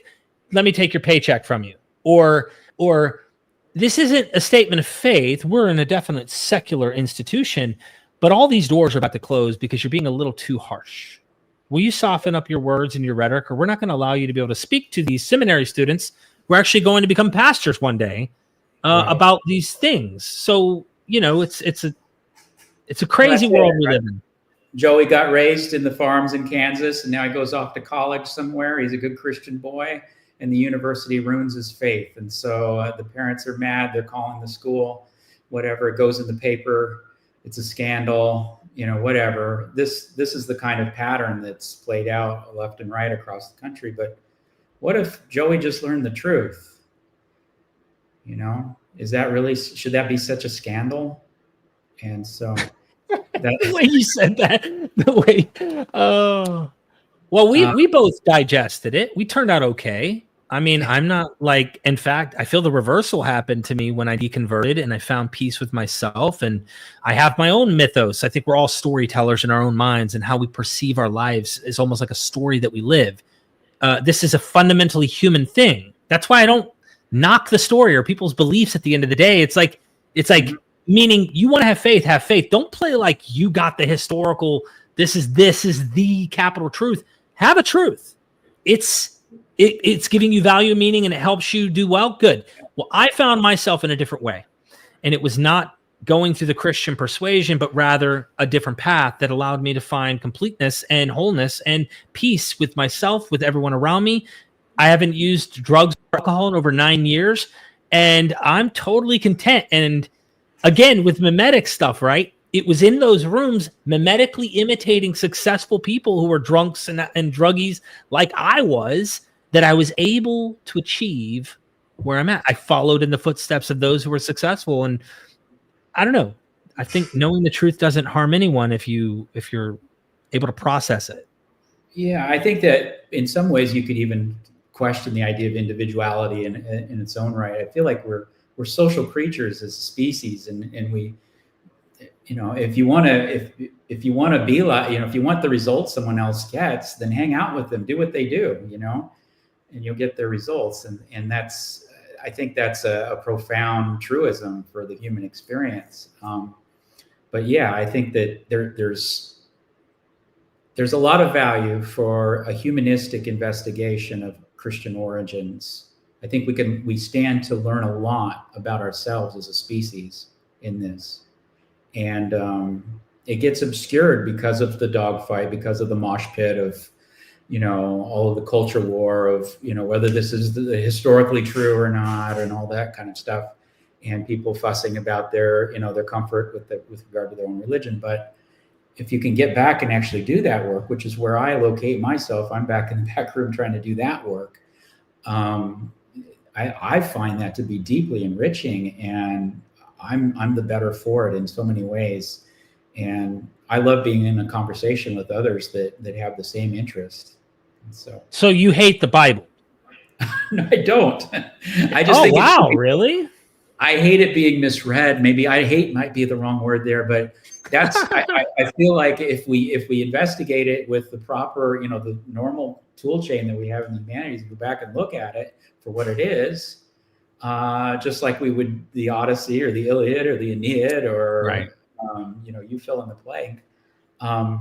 We stand to benefit a lot from it. We don't have to pretend this is reality to find enrichment from it. So that's what I was going to ask as we end up, because we had a lot of, there's too much to get into, and this typically happens when we're preparing for deep dives like this, but on ending on a positive note, because we always are critical and pointing out, different flaws and stuff. I like to be, that's who I am. Glass, that from meeting me and like just excited about the world and learning the next new thing. What kind of positive message would you leave with us today, Dr. Miller? For the people out there who maybe they're finding a way to reconcile or negotiate their faith with the world we live in, or those who are skeptical, like, could you leave us on a positive note, a message from you? Sure. I think about the stories that you find dear or sacred and why. What's in it that resonates with you? What's the interesting part?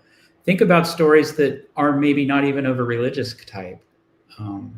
Why did you like this or that movie? I mean, no one goes to the movies to watch 3 hours of Anderson Cooper to give us the news. We go there to watch something else, a different vehicle for different kinds of truth, right? And so that's really what we have in the storehouse and the treasure chest, and we've got baubles, trinkets, treasures and gems in this treasure chest, and we could rummage through it all day.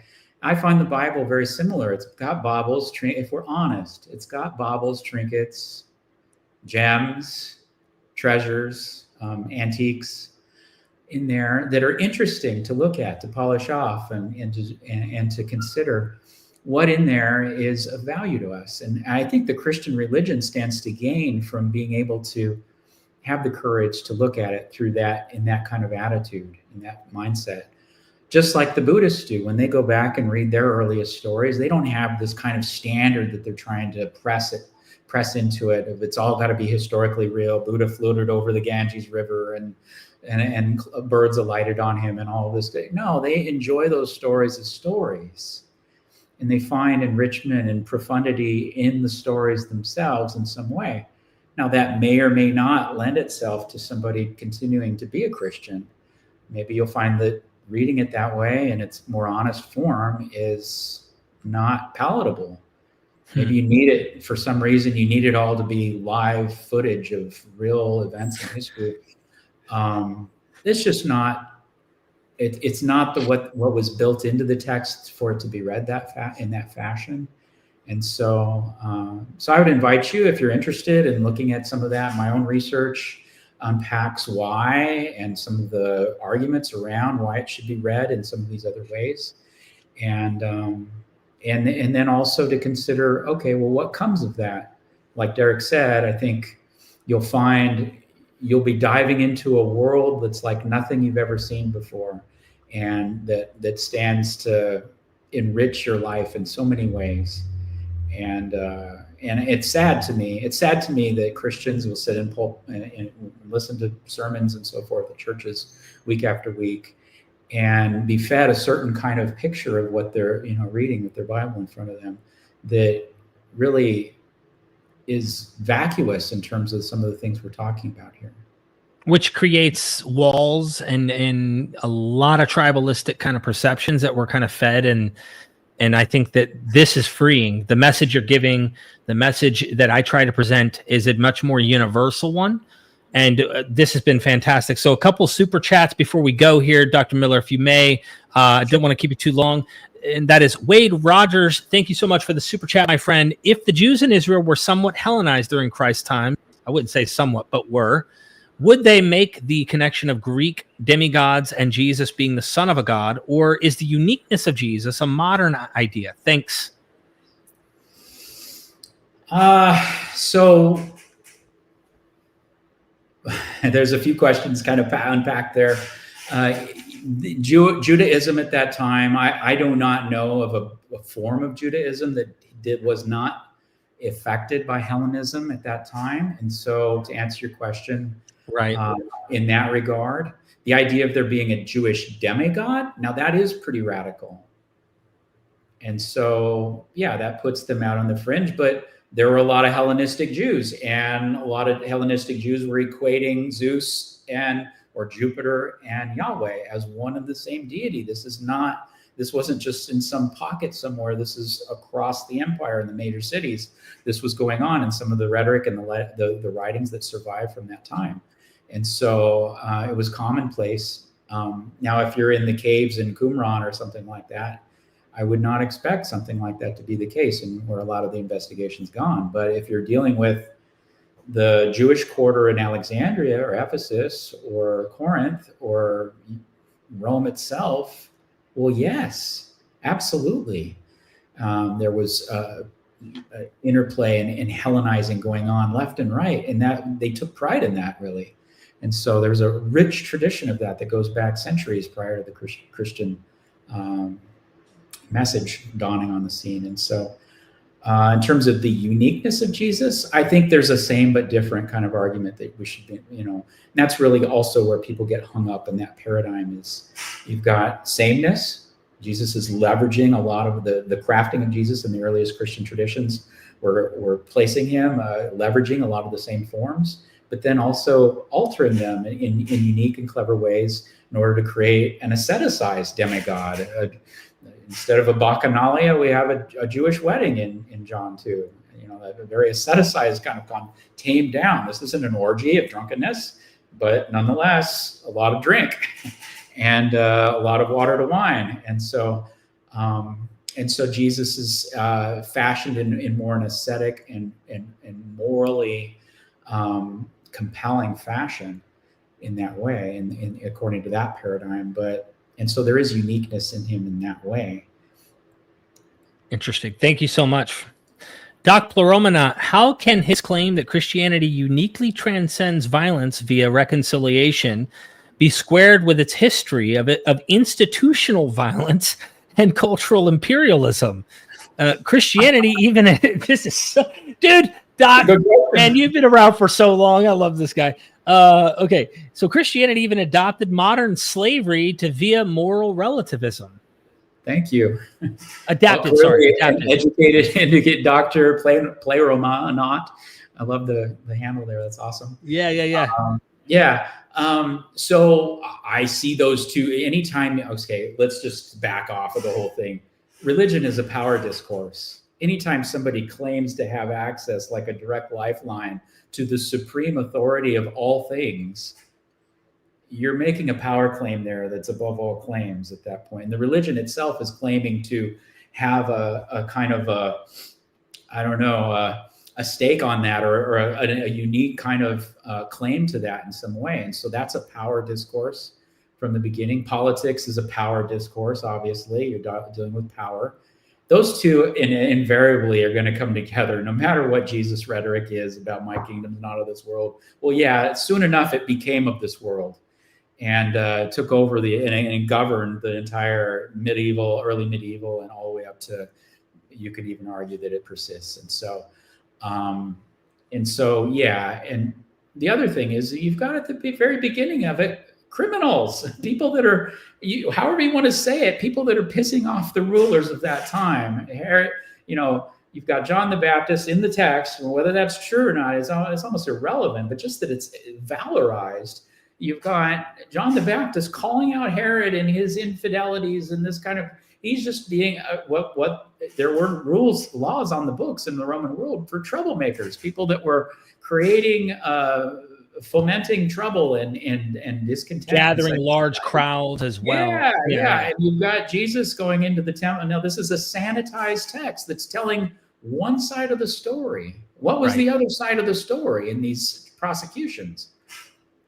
Right. Jesus goes into the temple and starts in the Gospel of Peter. It says that the disciples and him they succeeded in burning down part of the temple. That's it, at the very end of the Gospel of Peter. You can read that, and so go look that up. We're talking about, and you've got Malchus, the high priest's ear getting lopped off. This is not with sword. This is not a peaceful situation. You're not chopping off someone's ear unless you're going for their life. We're talking about serious stuff that at least is encoded in the text. Now, if you behind that, if there's historical, that's another question. But regardless of that, this is valorized in the text. You've got them going from town to town, causing riots throughout Acts, and upsetting the institutional. They blame the Jews. Notice in Acts, it's giving you the one side that the Jews are the ones who are causing the riots, but they're the ones gathering the crowds, making the noise. So this, you brought up the temple, right? You don't even need necessarily the Gospel of Peter, though I did not know that about the Gospel of Peter, that they're accused of burning part of the temple, which we know happens. Josephus documents how these rebels are in the temple doing something like this as well. But even in our synoptics, we have clear indicators that he's out here whipping them, flipping over, like he's doing some violent stuff in the temple. Like this is like clearly law breaking. Even in America today, you couldn't do this, right? Which we have, I would say, nicer laws than they did back then. Try that in Rome, and then you're innocent. You're the one who's innocent. And you're moving into felony territory in terms of the Roman legal system, at that point. Yeah. And so it's not an accident that Jesus, that it gets redacted in Josephus, but Jesus is set alongside, he's arrayed alongside other troublemakers. Josephus, in his chapters there, as he's dealing with trouble, and then another problem broke out, and blah, blah, blah. And then you get Jesus, and he was the Son of God, and this funny little blip there. Well, that's a redaction. Most scholars would agree that this is not the original. This is a scribal embellishment that's theologized. If it wasn't completely made up, but yeah. Right. And so, Josephus was not a Christian. Let's get honest. He wasn't hailing Jesus as the Son of God and all this stuff. But yeah, he's arrayed alongside other trouble. And so the burning of more than half of the city of Rome was accused. It was laid to Peter and Paul were in Rome at the time and got executed for it, according to our earliest traditions. And Tacitus talks about that they were brought on trial and prosecuted for it and were confessing to be guilty of it. And so this is that they had started the fire that burned down half of the capital of the known civilized world in antiquity. This is a big deal. And just so those who don't know, we're talking Nero. When the burning of Rome takes place, Nero says the Christians, according to these early traditions, are suggesting that the Christians were the ones guilty of burning Rome. So you could argue, no, the Christians never did that. And maybe they never did. And maybe these are, but you play into it, at least granting that if there is a memory here of historical reliability and Nero is accusing Christians of doing this, what if they did? What if they, Tacitus has an agenda, but it's not that. He wants to vilify Nero as part of his senatorial kind of agenda in the early 2nd century. He doesn't have an agenda against the Christians, but he does say that this is a pernicious and deadly superstition. And the founder was for his instigation of violence, was executed under Pontius Pilate in that province. And so this is being interpreted by people that have no stake in it. Modern Christians you see in Hollywood, you ever watch Caligula, the movie?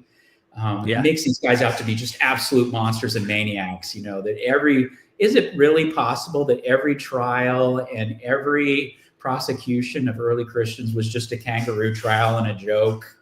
And no, we're seeing it through the Christian sanitized lens, through their biased positions. And really, Rome was just being Rome.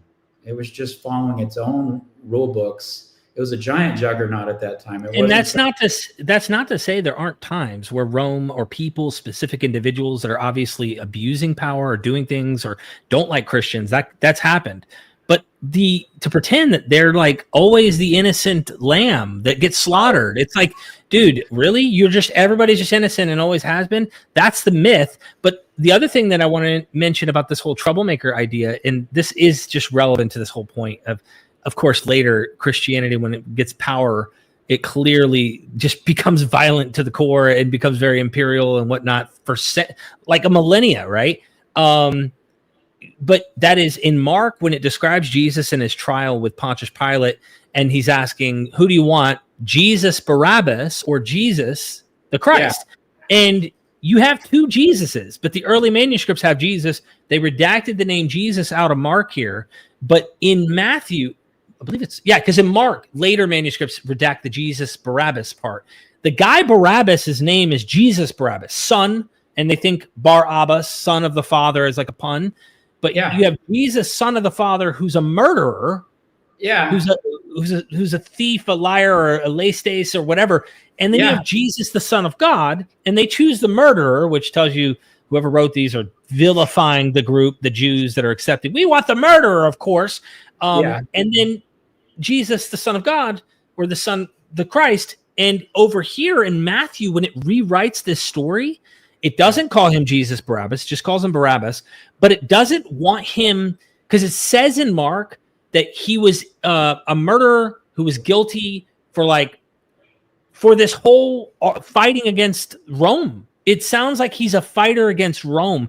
They erase that when they rewrite it because they don't want Jesus to be even close to being accused as a participant in this rebellion against Rome. So they're already distancing their guy from any potential finger pointing from skeptics or critics of their own faith in the material. No, he's executed alongside, the so-called thieves. They're not thieves, they're laestai, they're insurrectionists. These are troublemakers. Insurrection. Yeah, and if you go through Josephus, you could see the laestai there. He uses that for the people that are in the revolt that's being squashed by the Roman government, that have taken over the temple. They're kind of holding it, kind of a hostage kind of situation almost. They're trying to hold it down, and and so this is language that's being used that's insurrectionary, and it's not an accident that he's kind of juxtaposed with Barabbas, because they're trying to rescue what was really kind of a stain on the beginning. So you've got the stain of criminality going on with Jesus, then you've got Paul's Christ cult where he's going off. And then on top of that, later, some decades later, you have these gospels coming. You've got Mark first, and then a few decades later, the others. And each one has this kind of agenda or meta-narrative to recraft him with innocence and to try and redeem him in that way that reconciles those two groups in some way. How do we make sense of the fact that he's a criminal that executed, but at the same time, he's heralded as this great avatar figure and moral kind of beacon for a community? And so these texts are achieving that variously. So many more questions. Okay, Doc Floromanot again, thank you for the second one. Do you see John's prologue as similar to the Chandogya Upanishad? There seems to be similarities between Philo's logic and the Om Guru Shishya traditions also look like the inclusio Jesus commands in 143. I like this, actually. It's a good question. Oh, this is back to Doc Playroma. Thank you. Yeah. So I would say this. Okay, so I think that the prologue of John is Platonizing. You've got the Logos. If you look at the demi-gods in Plato's Timaeus, that's a promising place where you can see the emanation of God, because there's God, but God transcends everything. The theos in Plato's kind of idea, and the philosophical idea that Plato kind of suffused throughout that time period. But he's so transcendent that he can't create the all, the pleroma, as you have in your title there, the everything. And so he can't create all that because he transcends everything, and therefore it needs a demi-gods, this kind of conduit that's kind of the second emanation, a second being or emanation to create it all, that's a little closer to our dirty world here. And so and then produces all that. And so Jesus becomes the creation of all things. All things were made by him, and without him was not anything made that was made. This is Paul kind of Platonizing in his own way. And so I see John's prologue that way. But I would say this, that I think that you are correct to be looking at the Upanishads. You're correct to be looking at early Buddhist literature and Indic literature for tributaries and strains that make their way into this orientalizing cult in the East that's arising. And some of these thematics that we find in the Gospels did arise out of early Persian and Indic, and that found their way one way or another up through either through Egypt. We've traced, actually the Romans had a giant trade deficit with the East. It was very popular in the Roman, the larger Mediterranean world, to import goods from the East. It was fashionable. They've kind of become disillusioned with their own cultural trappings and so forth, and found mystique and intrigue in the East. And so maybe that's where the real things are going on, right? And so they're drawing on all of these kind of traditions from the East. And so not just in terms of commerce, but also in terms of cultural commerce. And so that's where you get a lot of these, Mithras and these Eastern kind of orientalizing cults that are coming forward. I would ask for like the example specifically, Doc. If you could email me something you have in mind specifically, I'll send it to Miller too, and then we can in the future comment on that or whatever. Because or look me up on Facebook. Send it to both of us. I'd love to see it. I myself have written on some of the Gnostic traditions that are drawing on Indic thought, the idea of impermanence. I've made comparisons between some of these texts, and that I feel like are profound in terms of understanding some of the earliest kind of conventionality in the Christian traditions. Absolutely. Doc, thank you so much. I'm going to get to the next one. The Laughing Philosopher. Thank you for the super chat. Do you agree that scholars should stop using the term pagan?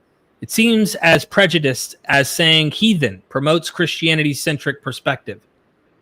Yes, it is an unprofessional word, and I want to say this to every scholar out there: stop using it. Unless you're a scholar of the 4th, 5th, or 6th century and want to use that, and again, not your word. It should be, this is what they called the others, not what you're calling anyone. Like this should not be an academic. It's like the N-word. It's a pejorative where it's meant to belittle. It's meant to socially marginalize.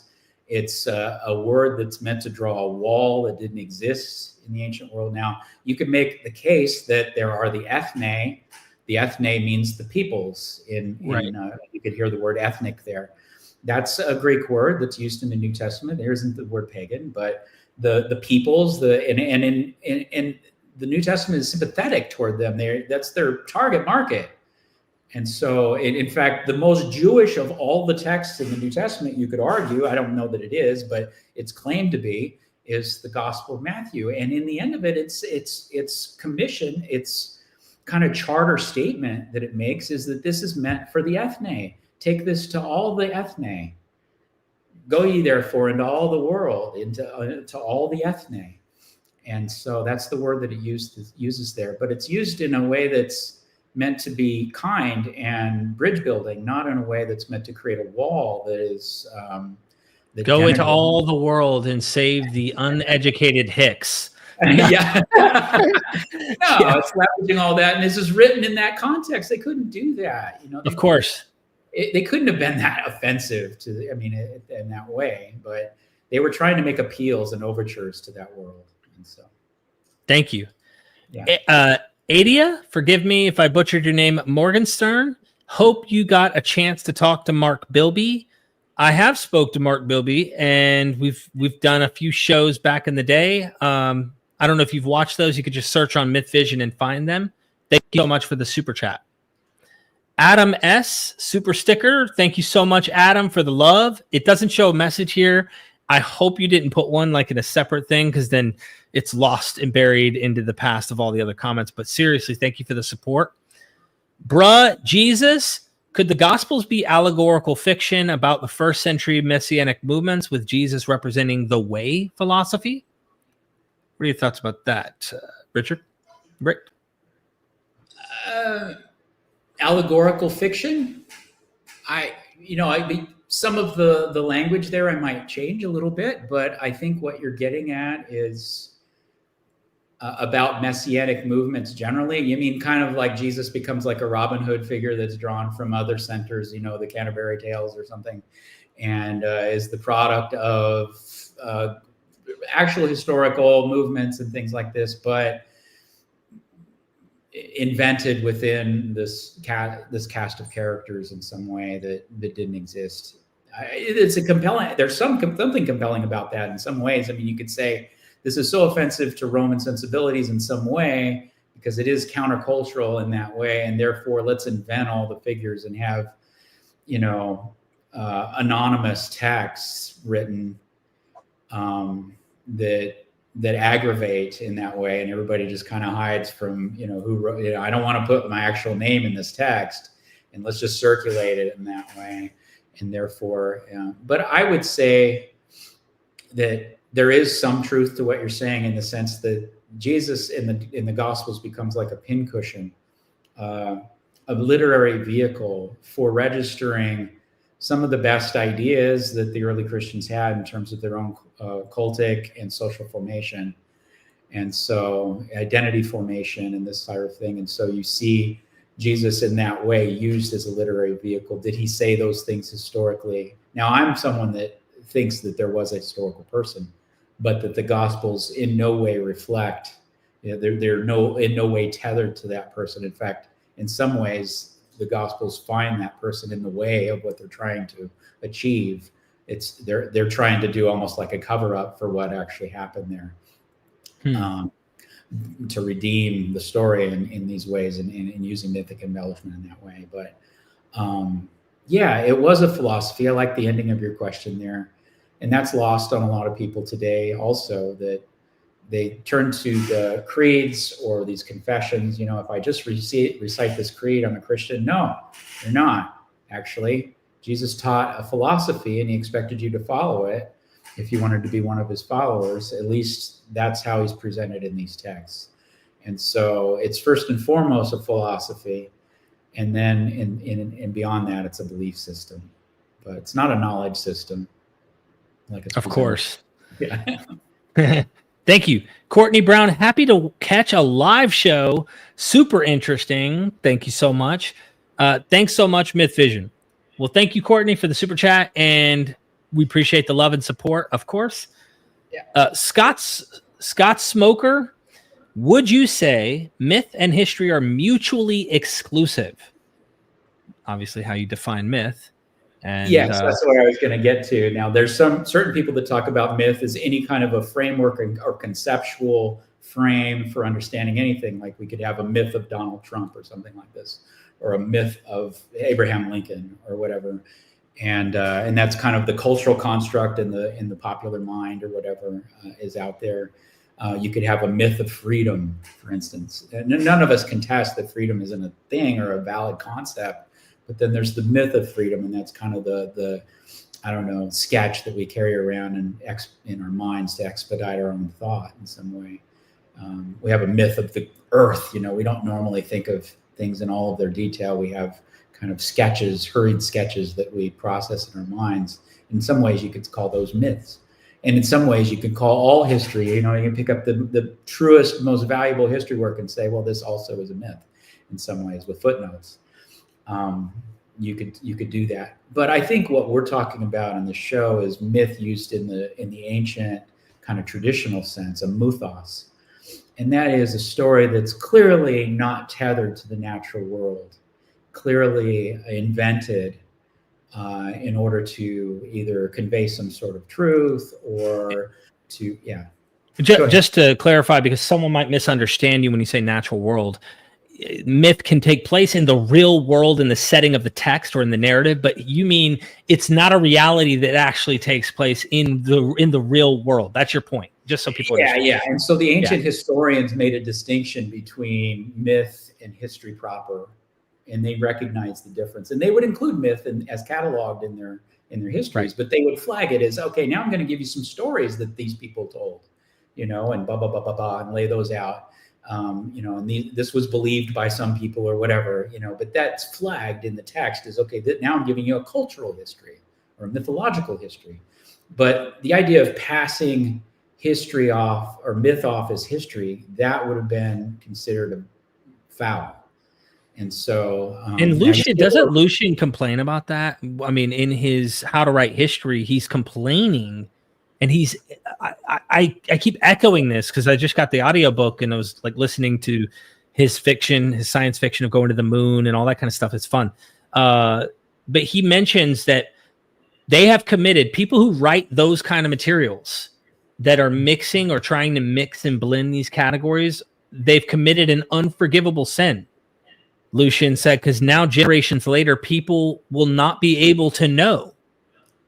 So the proper history is like Thucydides, according to what he's trying to account for, and that now you've got people who will never be able to know.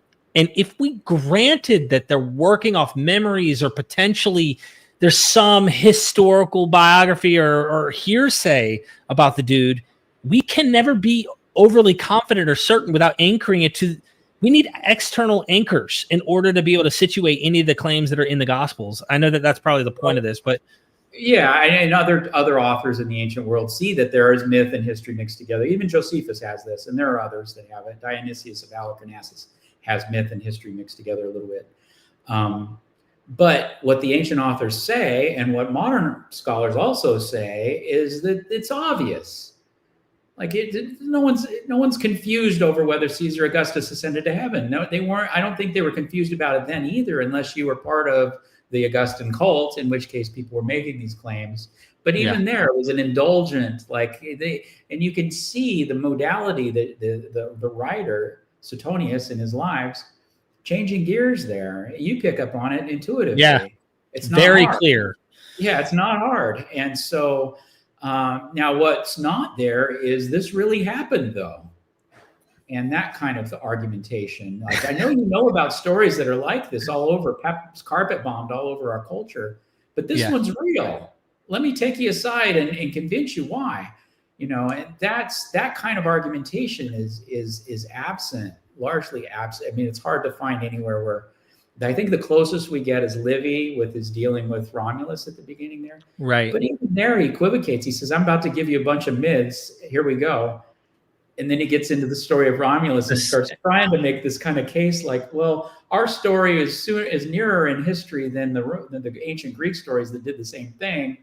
Right. So therefore, he tries to lend it some kind of credence. But even there, you can tell, okay, he's the 5 mythic legendary kings of Rome. That's where he's locating the story. And then the Sabine women and all that was interesting. One comment I would make this to those who are obviously not educated on your level and know this material, the ancient material, is this, and this is my 2 cents. If the Gospels were trying to account anything historical, like as if this is what really happened, whoever wrote that, if they really want us to know, like they really were trying to leave us some type of knowledge, there's some deception here. I cannot not see deception taking place.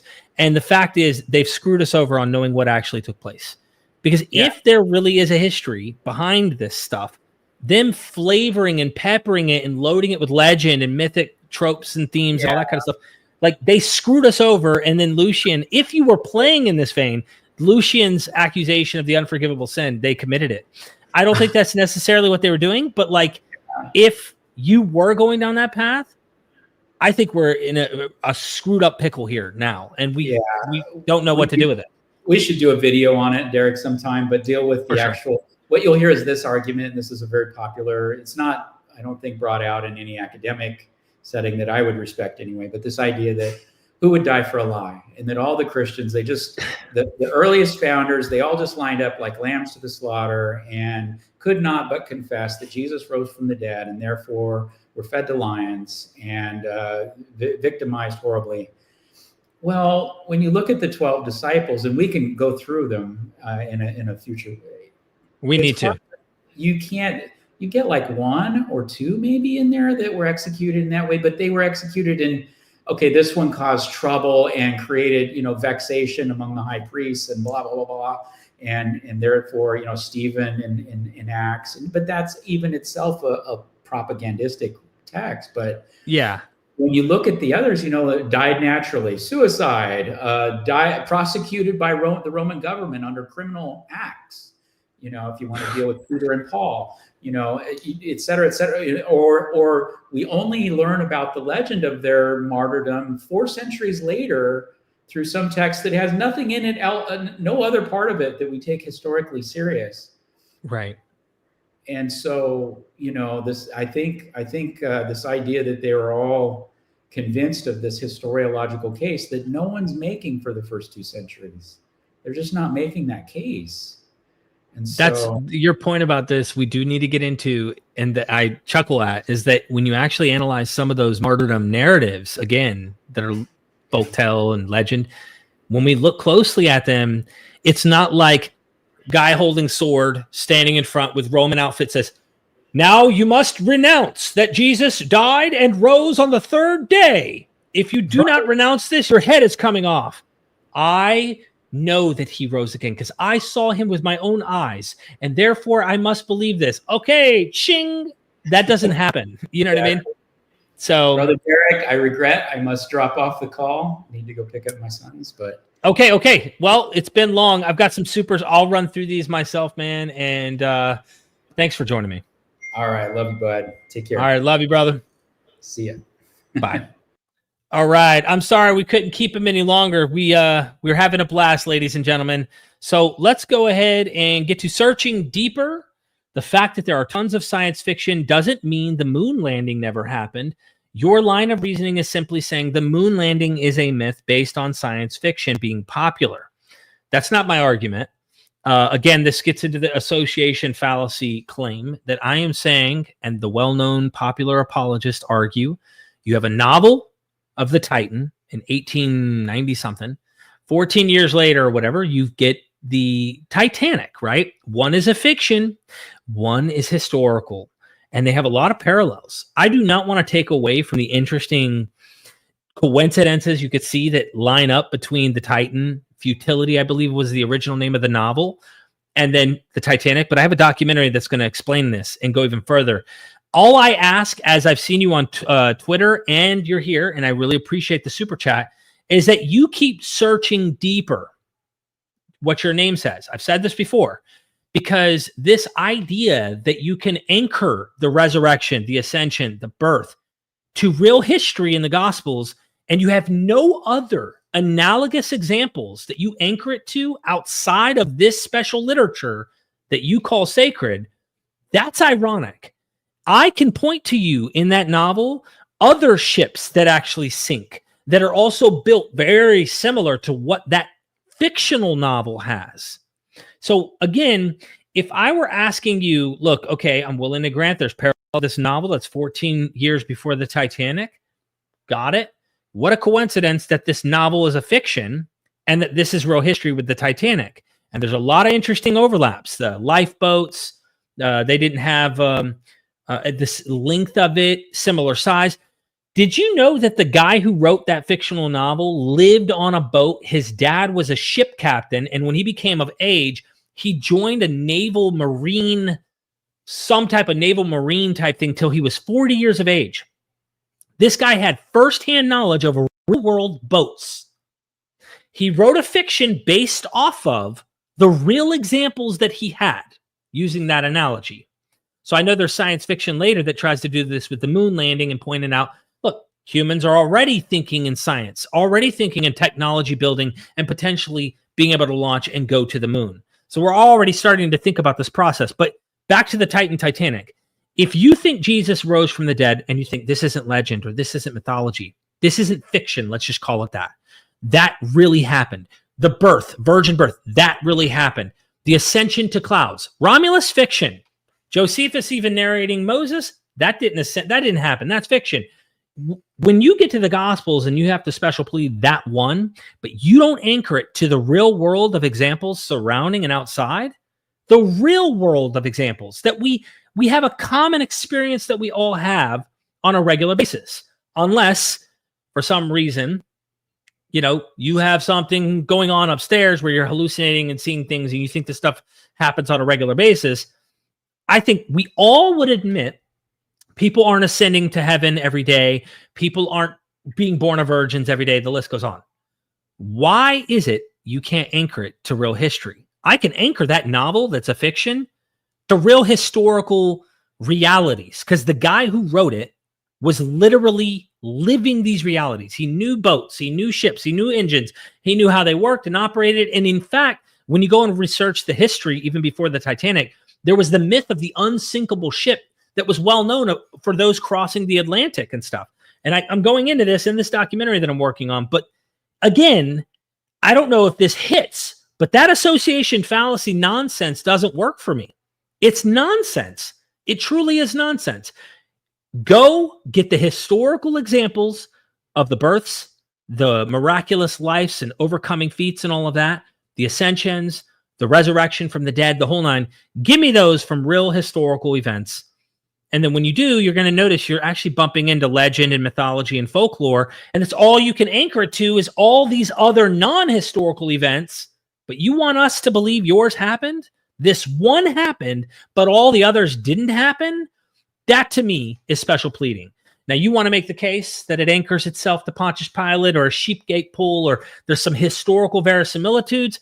And then I attempt to make this claim and show you that in Apollonius of Tyana, he's engaging with emperors. When you go to even Euripides, you can see him in Thebes engaging in real historical places. And you get real people that actually play roles in all these other tales. Alexander the Great, the list can go on. And I'm like, okay, you don't accept those. Now, if you accept all of these, you start really opening up the door because you want to say I'm closed off to the supernatural. Okay, let's be consistent. I'm closed off to the supernatural, you want to say, which I think you just look at this and see how genre works, which, you know, it looks and walks and talks like other genre, and it gives the mythic trope and themes. Okay, I'm doing a hypothetical mental game here with the super chat because this covers a lot. This super chat is something I get a lot from apologists. And Frank Turek echoes this. Michael Jones echoes this. Greg Kokel echoes this. I think William Lane Craig has gone on record echoing this. I know that there's other apologists that use this same line of reasoning to try and get people to not be afraid of mythic parallels and seeing the legend. But if they were consistent, they would grant those happened too. Then their case can be stronger. All right, I'm willing to say those other miracles and other claims, those happened as well. And this builds at least analogous case to saying other people were dying and rising again. Other people were ascending to heaven in their stories, but I disregard at the end of the day. I think they happened, but they were demonic and they were there to trick people. Whatever excuse you want to come up with, go for it. But at least you're getting closer to being able to have an analogous example that you're willing to say, my Jesus is also doing this because this is stuff that was happening. To me, it's a hard mind game to get over, but I would just say keep searching deeper. Thank you so much.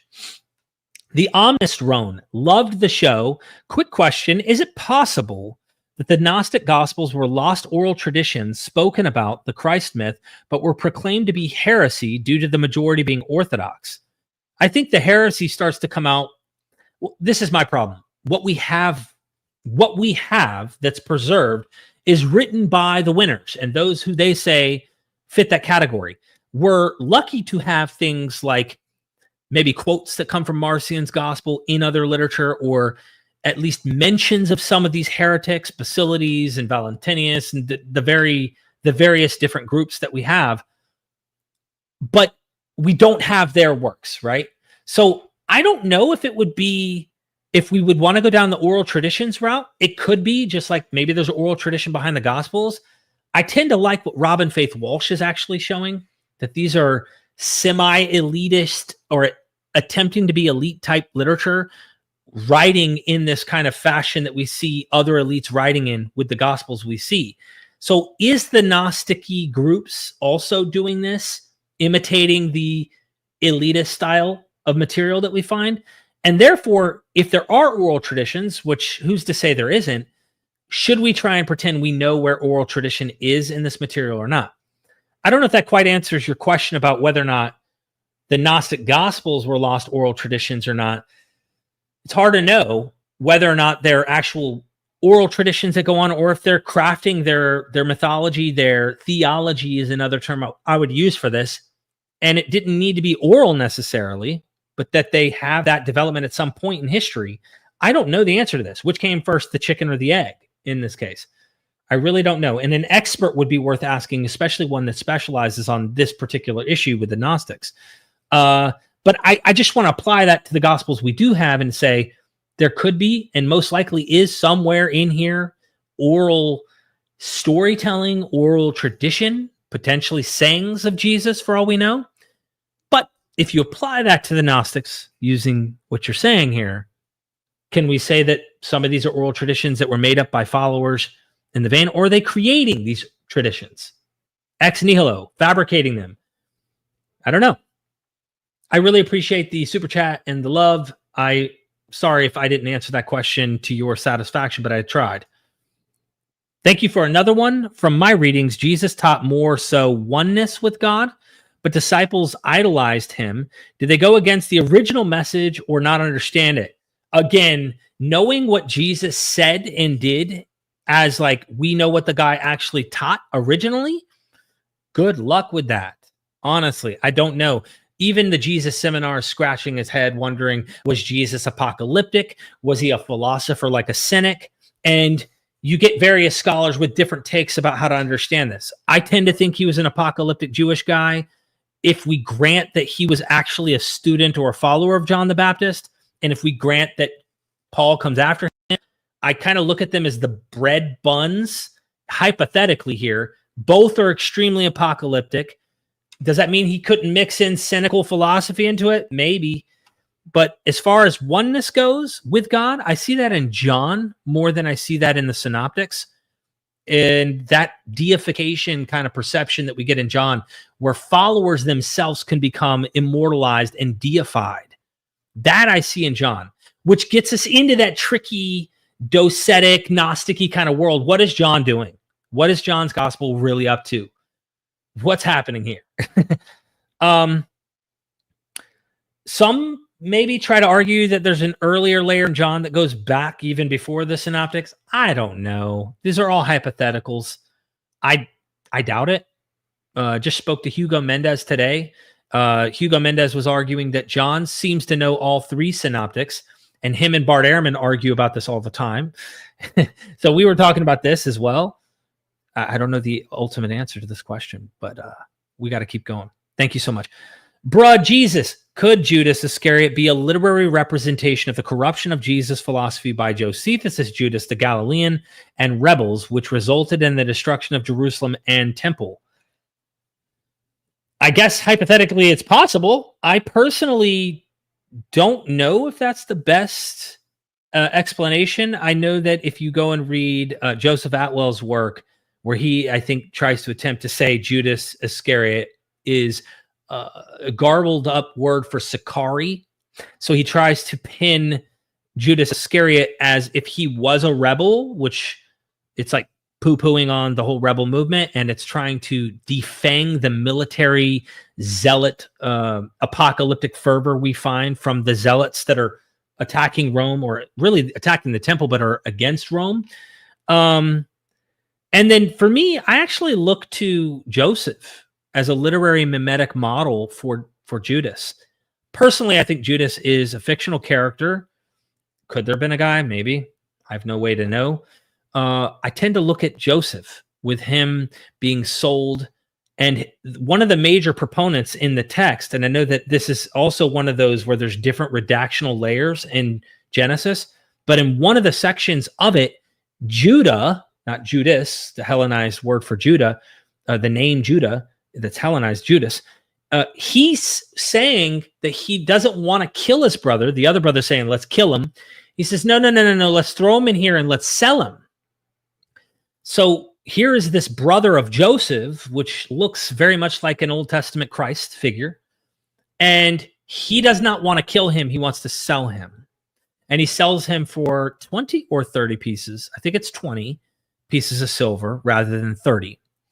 I see him as a literary imitation for Judas in some respects, as a fictional character, but modeling Joseph in Genesis. That's my personal take. And the reason I do that too, I see so many things happening and it's hard to pin the tail on the donkey, but when Jesus also does this Eucharist kind of thing with this is my body and this is my blood, which we have bread and we have wine, in the Joseph myth of Genesis, you find a very interesting narrative where he's able to tell dreams, or he can interpret dreams.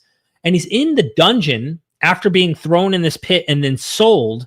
He's in a dungeon right after this kind of scenario where he ends up in Egypt. And then you have Potiphar and his wife, and he runs away nude because she's trying to make him sleep with her. He's in the underworld, kind of a katabasis state. Not literally, but like you can kind of interpret it as he's in a sense kind of dead and irrelevant. And he interprets two dreams by two men that are talking about the dream, and he hears them. And in the one dream, the one man is actually a baker. So he deals with bread. He's a baker. And then the other man is a wine cupbearer for the Pharaoh.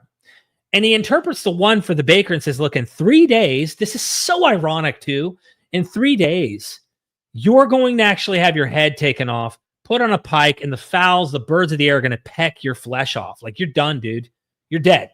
Your dream says with this basket of fruit on your head and all that and bread and all, you're going to be killed in 3 days.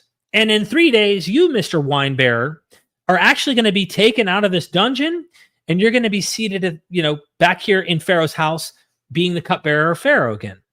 Sure enough, 3 days pass according to the story. Old dude's dead. And the other dude is leaving the dungeon. As he leaves, Joseph tells him, hey, don't forget about me. And Jesus said to his disciples, do this in remembrance of me.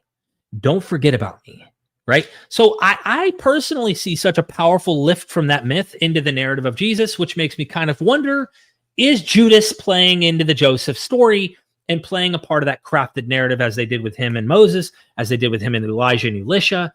This is kind of where my hunch goes. Thanks for the super chat. Inquisitive Mind, thank you. We've got an interview coming up with Robert Hoyland dealing with early Islamic history, and you've helped. The Ghost of MythVision has helped. Thank you so much. Which gospel did the Islamic Jesus come from? That's an interesting question, which we talked about this the other day on the phone, but for those who don't know, the Quran has Jesus turning clay birds into living birds and stuff. So I know Christian apologists love to gotcha with Muslims, and they go, it says that the Injil, you need to the Injil is of God and that the gospel is of God in the Quran. So they're debating with apologists from the Muslim world, and they get the Muslim apologist and go, see, your Quran actually nods to the gospels, assuming that the Quran and Muhammad had these gospels in mind. So I'm kind of wondering, when you have these stories that are not clearly in our 4 gospels in the New Testament, what gospel did he have in mind if clay birds are being turned into living birds? Not from the canonical, and I can't remember the name of the particular text where Jesus actually turns clay birds into living birds, but I know that it is not in the canonical. I believe it's from Coptic, if I'm not mistaken, I could be wrong, Nag Hammadi material. So is the Egyptian material of Christianity what's potentially influencing some of the stuff in Arabia more than the canonical Orthodox material? And our Christian apologists anachronistically arguing with Muslims, assuming that the Quran is nodding to their text, when really it's nodding to some other non-canonical, non-Orthodox material? I don't know. I'd have to Google the exact text that describes some of these elements. And then also the idea that it portrays Mary as part of the Trinity. I've heard people try to argue this, and they're like, that's clearly ridiculous. Well, I'm curious to know, because Mary becomes a significant part in Christian theology. Did they have a form where Mary was kind of the Holy Spirit in place of the Holy Spirit in that Trinity state at some point? Was there a heretical Christianity that had that? If so, then it's dealing with a different kind of version of it by the 7th century. Thank you for the super chat. Rationality Rules, Stephen Woodford, man, thanks for showing up, brother. Just want to thank you both for taking the time to engage with apologetics. Thank you. I was complimented today by Hugo Mendez, who is brilliant writing on the Gospel of John, its origins, the forged letters of 1st, 2nd, and 3rd John that he has documented and writes about and talks about. And even he was like, man, I came from a fundamentalist school before I got into this school. And he said, I'm glad someone needs to do this, and I'm glad you guys do it. And I don't know if he was contemplating potentially being more actively involved with the education he has now. being able to combat some of the popular apologetic ideas that are in the pop culture of America and maybe beyond, I imagine. But this stuff is very powerful in the social environment of America, and it steers how we vote, our legal system and everything. And so even just the freedom of your mind, the fear of hell, the absurdity of some of the claims trying to reconcile this God and evil we find in the world, and suffering and all these kinds of things in a philosophical way. Like, man, I don't know. There's so much to talk about. And you being a philosopher type, know all about it. So Steven from Rationality Rules, let me make sure that I didn't go subscribe to any YouTubers you ever see me bring up super chats that show and love to MythVision, but go subscribe to Rationality Rules. At some point, he's launching a interview with me where we talk about this recent Michael Jones stuff to kind of discuss what we see happening, kind of the tactics, and you want to stay tuned. So subscribe. Adam S. in the house, thank you for the super chat and for the previous one. Gnostic Informant has a super thanks in his past videos. I can't find super thanks in his MythVision's videos. Has super thanks in his past videos. I have super thanks, if that's what you mean. It's kind of a super chat where you can give us super thanks in the comments section. I have that turned on my channel, but I'm not sure what you're trying to get at here, my friend. In his MythVision's videos, I have it on there. If that's your question, I think that's what your question is. But yeah, I do have that. If you ever want to like pop out with your super chat, or like you want people to notice what you're saying in the comment section, you can super thanks. It helps us. I think YouTube makes 30% off whatever you give a super chat, super thanks. They get 30%, but it helps us content creators at the end of the month. We get paid monthly to keep doing what we're doing. And that goes for every YouTube channel you ever find, the people you support and like. So if you super chat them, they get 70% and YouTube gets 30%. Thank you so much, Adam, for that. John Colbanis, forgive me if I butchered your last name. Did Christianity have its origins out of Hellenistic Judaism? Before the supposed birth, Maccabees writes that Jews are beginning a new covenant with the heathens, Greeks. Look, I cannot with certitude, right, give you any, I mean, who am I? I'm not an expert, but I talk to many experts, right? And they have different opinions about this, but I think M. David Litwa, Robin Faith Walsh, the more classicist type New Testament scholars, Richard Miller, who's on as well, they would argue probably something of the form of saying this is so thoroughly Hellenized that it's almost like putting the decals of Jewish stickers onto a Hellenized kind of text. That when the gospel, this is how we approach the text so differently from, I would say it's not only apologists that do this, but the Gospels, when it quotes or says it is written, apologists will deny mimesis to Greek imitation, for example, and go, no, there's no Hellenistic Greek Roman thought here. Give me a quote. And they demand a quote, like Dennis calls this philological fundamentalism. They need a philological handout that red flags and says, I'm imitating. And here is the text I'm imitating. The scholars I love, like learning a lot from, will say the reason that they're saying it is written over and over is because their audience reading this text don't know this material.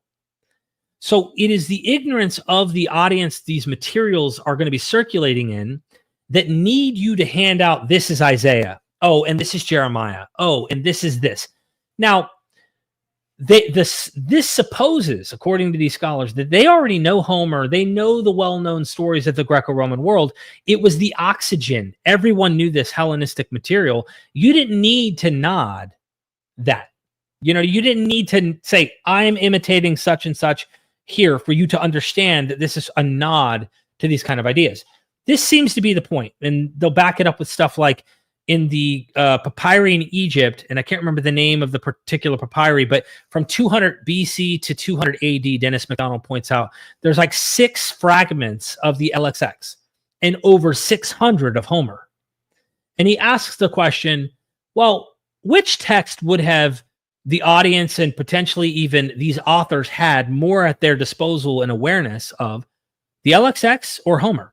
And it's clear Homer would have been a much more important material. So the question you pose, bringing it back to Maccabees, in Maccabees, especially 2nd and 3rd, you can get this in 1st too. There's this treatise like, hey, we have the same grandfather, Abraham. We're actually brothers, kin to you Spartans. They're already fusing some genealogical ties with the Spartans. And in some of the materials, 2nd and 3rd Maccabees goes even further to suggest that under Antiochus and many of these Greek kings, if you will, of the land where Jews are living in Alexandria and stuff, they have been coerced, according to the propagandistic text, to worship Dionysus, to adopt Dionysus as their chief deity. And whether that's historically true or not, I always say this, even if it was a coercion and it's so bad, as a Christian might point out, they forced them to become Hellenized. Guess what? They became Hellenized, meaning they ended up adopting it, and then they passed this on. They had to pass this on to their descendants and their descendants. And the point I'm getting at is whether it was a good way of introduction or if that's propaganda and it wasn't really that way, and most Jews just adopted and accepted Hellenistic ways. Maybe there's a bit of mix. They became Hellenized and were acquainted with the well-known figures of the Greco-Roman world and their models of mimesis and imitation, and participated in that act, which is why I love scholars like Michael Kokonash. Or I found another one today that I'm actually wanting to interview. Forgive me here. It's this text right here. Let me share my screen. I love this stuff. I think this is it. Yeah, this is it. Ulyssian qualities. So I need to highlight where I'm at so I don't lose where I'm at. Ulyssian qualities in the life of Josephus and Luke Acts, a modest defense of Homeric mimesis. Christopher B. Zeichmann, forgive me if I butchered that, if you ever watched this. I love this kind of stuff. And he defends the notion that Luke Acts is clearly imitating Homer.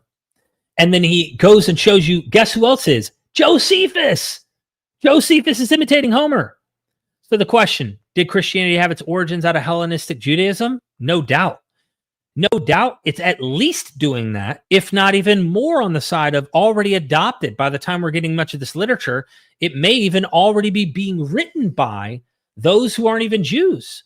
Much of this material may actually be written by an ethne, a Gentile convert, or someone who's already part of the Christian persuasion.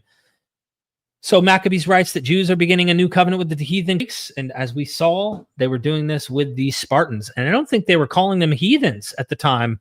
If they were already adopting their ways, I imagine they saw them as brothers, not as this other, but we're family. Thanks for the super chat. Sorry for the rambling, but when I've been researching this stuff recently, I have much to say. Hellfire Agency, love me some MythVision. Love me some Hellfire. Have for years. Thank you so much for the super chat and cool logo. Thank you. I don't know if you got a YouTube channel or not. Someone could look that up, but that's a really cool name, and I appreciate the love and the support. Is it Vosis Antikai? I probably butchered that. Thank you for becoming a member of the channel. And then you had a super chat. Working through the OGA V02.0 corpus and finally grasp Richard's. Oh, okay. So this is probably talking about Richard's book here. Richard's mentions of the paradoxography, some 10 distinct works in that genre that no one in seminaries ever read. So what is the OGA? Hold on. Let me go to the comments here. You're going to have to help me. I'm not sure what this is actually representing. Working through the OGA 2.0 corpus. Okay, I'm not familiar with this. Opera Greca Adnotata. 40 million plus Greek word tokens. I am not familiar with this. University of Leipzig just released 2 weeks ago. This is new to me. I have not come across this, but Richard's mentions of paradoxography. That's one I can at least comment on that.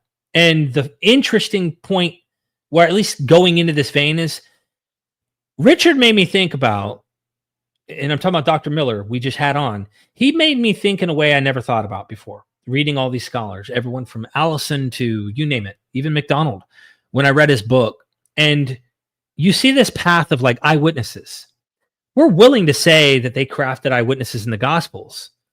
Many scholars, even Hugo Mendes today, said John's Gospel loves trying to capitalize on this is eyewitness. And even in the continuity of the forged letters of 1st, 2nd, and 3rd John, it tries to even capitalize even further. I am an eyewitness to his majesty and this and that. But this is a trope. And this is not just Miller that says this. This was said by Hugo Mendes, who's an expert on John's Gospel specifically. But Miller was like, why are we stopping at the Gospels acting like this is a trope? Then we get to Paul's letters, and it describes these eyewitnesses, and 500 saw him, but we don't draw that legendary trope back. We're not working backwards. Paul becomes our stopping point, and we must keep Paul historical. And this actually happened as if he's really telling you these are eyewitnesses. But the Gospels, we're willing to do that with them, but not with Paul. He draws this line backwards. He says, look, it's still working in the same vein of propaganda of eyewitness tropes, just like you would with the Caesar, the Roman imperial eyewitness claims of their deification and apotheosis stuff. Well, the same happens with the material of the Gospels. He goes, look at these Gospels. Why do we bracket these off when we see all this myth-making machine and pseudepigrapha and this Acts of Andrews and Acts of Paul and Acts of this and Acts of that and gospel of this and gospel of that? And I'm thinking to myself, that's an interesting point. Like, why do we draw that line and stop and want to work backwards and go, these four are historical, but everyone else is making up these stories and making up these gospels and acts? What if they were making these from the beginning stories, and it's part of this long factory of myth making, folklore, material that about Jesus, and they're just fan fictions from the beginning? Mark was clearly popular, so you had a few others who were imitating Mark and rewriting their own versions. It's a fantastic way to think that I never thought through, and I don't know if I've butchered this super chat, my friend, but I need to check out what you're talking about here and think in a way like that. That seems more consistent. The Omnist Runkin, thank you so much. Thoughts on the recent Billy Carson debate talk? Here's my thoughts. I think everyone wanted to see someone who's grifting and clearly manipulating people who are, falling in trap, I would say, in line with some of this sensational stuff. I've heard a lot about, since this all happened, I didn't really know much about Billy Carson. I heard a little bit through the grapevine, and I thought, dude, he's making some pretty crazy claims here. But then I found he was actually like in his websites doing stuff that people were saying was like taking advantage of people and stuff. So I think a lot of people wanted to see his downfall, and I didn't care who it would be by, I guess you'd say. I'd just finding out the falseness of the things he was saying. Bottom line is you have really, really low hanging fruit being taken down by what I would say much higher, but hanging fruit. And I think Wes Huff is more of an apologist than people realize. Recently, I was tagged on Twitter that he's using stuff potentially imitating, here we are with mimesis, right? Based on some of the lectures he's given at some of these, I don't know if they're conferences or Christian apologetic conferences or churches, I don't know. He's using language directly from like Lydia McGrew's books and stuff. So, and he even goes beyond Lydia in his assessment. So he's a textual critic kind of scholar in that way that he actually has been doing research and studying this stuff as an actual academic in that way, but he is an apologist. And so that's my 2 cents. Whether it was an apologist or someone like myself who would have debunked it, I'm actually glad out of the two, this guy deserved more. But at the end of the day, I thought Christians are making a huge, huge deal out of this. Like, but they don't do that with channels like MythVision or Apologia, or they're not like having this parade going around, like capitalizing on this. And I think it's due to, let's be honest, the way Billy reacted. Like, you're not going to catch me sending you legal notification, showing up on doorsteps, asking for footage and stuff like that after an embarrassing kind of encounter or something. No. If I'm wrong, I'm totally okay with recognizing I'm wrong, as long as I'm cognitively aware and able to recognize I'm wrong. But you're not going to see me doing all that stuff. So that's my 2 cents. there's a lot that could be said about that debate. Jason Kukulo, thank you for the super chat. Non-canonical Gospel of Thomas pre-Quran. So I think this is referring back to where they got some of the teachings of Jesus in the Quran. I'm not so sure it's only limited to this idea. Maybe it is coming somewhat from the Gospel of Thomas, but I don't know. I'm not sure. Is it in the Gospel of Thomas, or is there several texts that describe clay birds being turned to living birds by Jesus in different texts? I'm not 100% sure on that. Interesting observation. Thank you for the super chat. Hellfire Agency, again, I do have a channel. You and I just talked about it today. Oh, how did I not catch this? I'm X-Mojo with the sweater. Got it. Ladies and gentlemen, I will be being interviewed, if you will. I'm going to be interviewed on this YouTube channel, so go subscribe to Hellfire Agency. We're going to be talking. I'm not sure what we're going to talk about, but it's cool. I'm looking forward to it. Got it. It's the infancy Gospel of Thomas. So that's where it's coming from.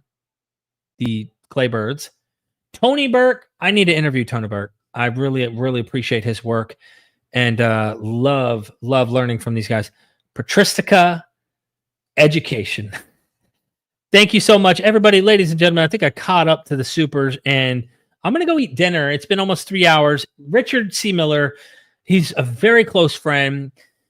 I ask that everybody who watches this, if you've made it this far, once this live stream's done, if you ever want to communicate with him, you can reach out to him on Facebook. He can use as much positive feedback as possible, because there are people out there, even among secular crowds of critical scholarship, that like tear him down. And you don't have to agree with everything people say. Look, Dennis McDonald and Richard Miller are very close. They don't agree on everything. But the guy could use some praise. He could use some friendly voices in his corner, because he has had, obviously, opposition. And we're not just talking about from the Christian world, but we're also talking from those who, I don't know, it's hard to pin them down on who they are, where they're at, but, show them some love. Show them some love. I can tell you this little truth about me. When I was struggling with heroin, for those who don't know, I'm a recovering drug addict and alcoholic. I have over 9 years clean off of heroin. It started with painkillers. Before that, I was just a kid having fun in high school, dabbling with a little ecstasy, did a little mushrooms here and there. And I ended up getting hooked on painkillers at one point, years on and off, struggling with that as a Christian, and going to church and going to the recovery rooms of AA and NA and trying to make it, trying to survive. I got a few years clean. I was going to college to become a minister. Thought, okay, if I just put all my time into Jesus and really, really just pray and stay focused on him, I'll stay clean from drugs and alcohol, never go back. Had wisdom teeth removed. They prescribed me, I can't remember if it was Vicodin or something, went back off to the races and relapsed and struggled again for many years, and got back into Jesus and struggled again. And Jesus, it was like Jesus was a methadone. Jesus was a Suboxone, for those who know anything about opioid addiction. For me, it was a cope that was not a permanent solution. And I read the old books of Alcoholics Anonymous, and I've read some of those early stories of Bob and Bill, and really tried to wrap my head around the origins of this group of the 12 steps that helped me get clean, and really went deep in this. All to say, where am I going with this? I started a YouTube channel, and it wasn't like I started a channel meaning it. I was watching videos, withdrawing on my couch, hopeless, had no light at the end of the tunnel, miserable. I wanted to die, but I was too afraid to kill myself. I'm not making this up. I was injecting heroin every day of my life, begging dope dealers to front me $20. I was at the lowest part of my life. People look at me and go, Derek would never do something like that. I have a very, very dark past of trying to escape reality. And I know firsthand what hopelessness feels like. And I found hope in Jesus for a while. And then it was this real world struggle. I couldn't get out of this loop. So I'm saying all this to say I'm on a couch. and I'm sucking. My skin's crawling. I've got goosebumps. I'm sticky and sweaty. I can't sit still. I'm going through acute withdrawals, and I'm watching this YouTube channel where this guy, like me, who's just in the darkness, just struggling. And he's just like, man, I hope I can get it out. I'm going to give it a try. I'm withdrawing right now. And he's like documenting it. And then there's a video of him 2 days later, and he's still not used. He didn't relapse. He didn't go back out there. And then there's another video of him, and I'm on this couch hurting, and his face, his eyes were starting to glow again, like he had no dark pouches. He's 30 days clean. He's got energy. He's happy. And I thought to myself, man, if he can do it, mimesis, I can do it. And then I saw another video series from another person, and that one main dude, I can't remember his name right now off the top of my head, inspired me to open my phone. If you look my name up, Derek Lambert on YouTube, the videos are there. You can go and see it. I have tons of videos on a whole new different YouTube channel where I document what happened to me. And I was a theist Christian at the time, to some form of Christian. And like through this time of getting clean, I deconverted and gradually opened my perspective to a much larger world. It sounds negative to say I don't believe in Jesus, but I believe in something much bigger and much more truer to me in this world. And that's reality.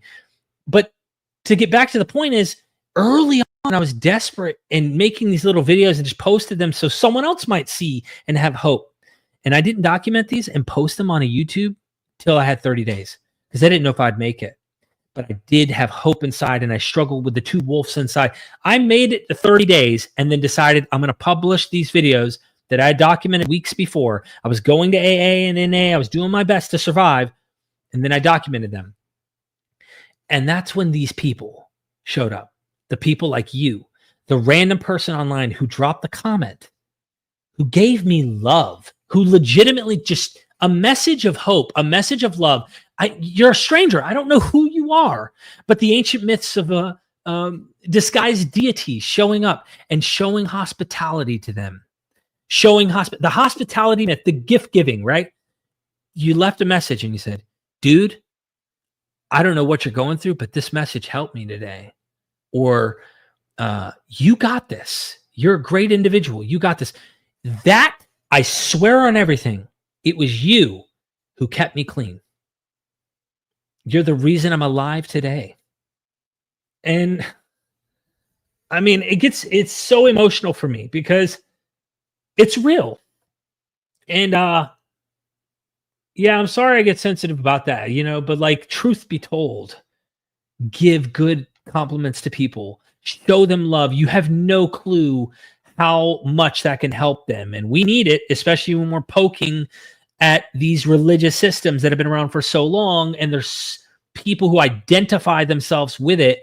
But it was you, whoever you are, that kept me alive. And I say that this applies beyond addiction. This applies to real world, everyone in the world on YouTube. Content creators like me, we can use this stuff. This helps us be motivated to keep going.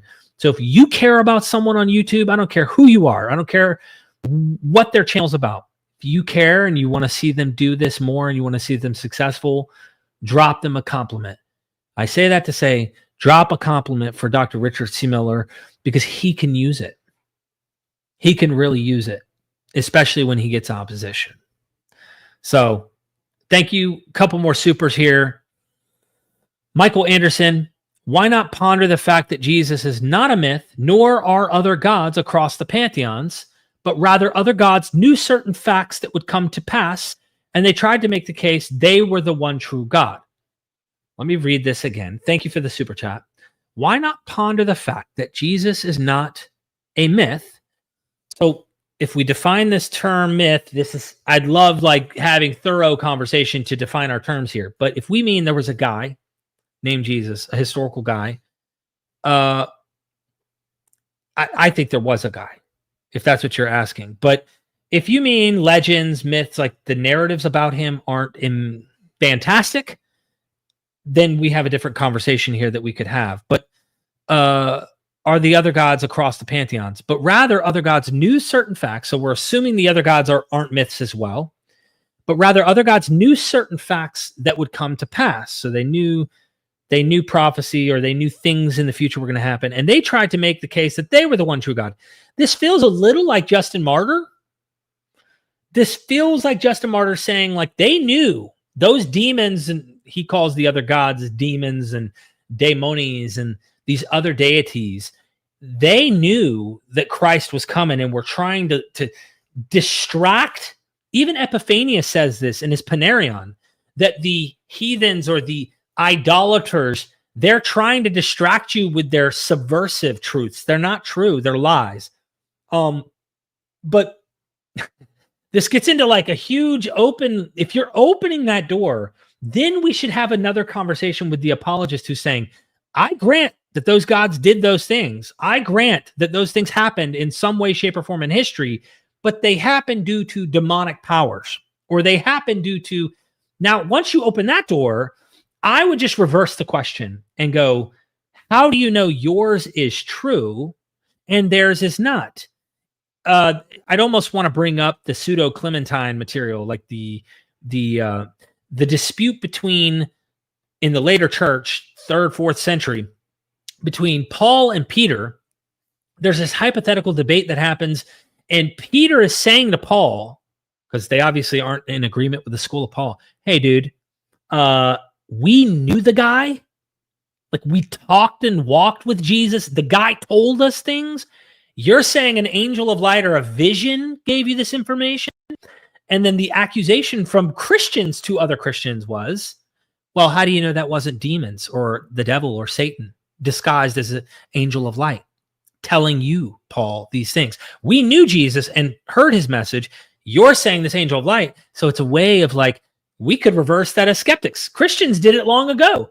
So if we assume these are true, what I would love to meet is a person who says, no, kind of Baha'i-ish, who says, no, all the gods did these things, and all of them are emanations of the trueness of the oneness of God up there in a Platonic sense. So really, it's like the 6 wise men of Hindustan. To learning much inclined, they went to see the elephant, though all of them were blind. That each by, says, they each might satisfy their, I don't know, something like, they all touch the elephant, describe the elephant differently, but it's, none of them really know. They never saw, but they're all emanations of the truth or something. Anyway, Michael Anderson, I probably butchered the hell out of this super chat, but I tried to follow you and go into that and say, if we did that, we'd have different conversations to have. Jason Kukulo, again, more than claybirds. Christ is just a man. Judas died in his place. That's an interesting one. Christ survived. Several versions popular in pre-Islamic Arabia. Interesting. I know that you have this idea that what if Jesus was buried, but he was still alive the whole time? They call this the swoon theory. You have the idea that even Simon of Cyrene, in I think Basilides, in one of these texts, one of these early Gnostic texts, actually argues or has an account where it really you thought it was Jesus, but swapped identity with Simon, who helped him carry the cross. And Jesus is sitting back almost eating popcorn, laughing, going, look, you're not even crucifying me. It's this Simon of Cyrene that gets crucified instead. But I don't know if that plays any part into why Muslims later think he wasn't crucified or not. Not really sure. I know there are Muslims who think he wasn't crucified, that God saved him from it. Well, that kind of has a Gnostic-y tone to it, does it not? The Gnostics or the Docetic, these early Christian groups who were saying, we thought it appeared that Jesus got crucified and killed, but clearly God can't be crucified and killed. And so maybe they had a different form of Christianity that didn't have him be actually crucified. I wish we had that wild, wild west of material and that it was preserved. It's unfortunate that we only get like echoes of hints throughout the existing text we have. Be cool to read all of that early stuff. We do get some cool stuff in Nag Hammadi though. And so I just wish we had those early voices, because that the argument Christians can make, because the winners of history are kind of what's preserved, is imagine if we had, just as early as the Gospels we have in the New Testament, other rival Gospels that actually have some of this crazy cool stuff that you and I might enjoy at MythVision that the fundamentalists would just go, that's satanic, but we tend to enjoy. That would be awesome if we discovered some of that early stuff. Thank you so much. And then Michael Anderson, offer accepted. I'll gladly sit with you someday. I think it would be enlightening. Well, email me, Michael. We can have a phone conversation or something and discuss some of this interesting stuff. I really appreciate your super chat, and I like thinking in these ways and not just the typical conversations I have on MythVision. That being said, again, if you need to hear it, I appreciate you. And not just that you need to hear it, I can't tell you how important the community is for me. I've been going through a little funk myself. I had to drop editors that weren't taking care of quality of my videos. They left in stuff that they kept making mistakes and stuff. So I had to drop editors. Then I had to carry the burden of editing myself. I've been still trying to find like a team of editors that care about what I'm doing, have some awareness of what I'm doing, and are trying to accomplish that. I need to call some people back. I'm trying to make some stuff happen, but I am carrying quite a burden of trying to accomplish many things. And I appreciate all the compliments. They keep me going, and I hope you'll do the same for Dr. Richard Miller. Thank you, everybody, for everything. I'm going to play my outro and go eat some dinner. I could tell my body's saying, please eat, or you might get killed from your own actions. Let's do the Matrix. I love you. And in case you're wondering, never forget, we are MythVision. Son, do you want to know what the truth is? After this, there's no turning back. You take the blue pill and you wake up in your bed and believe whatever you want to. You take the red pill and you stay in Wonderland, and I show you just how deep the rabbit hole goes. Remember, all I'm offering is the truth, nothing more.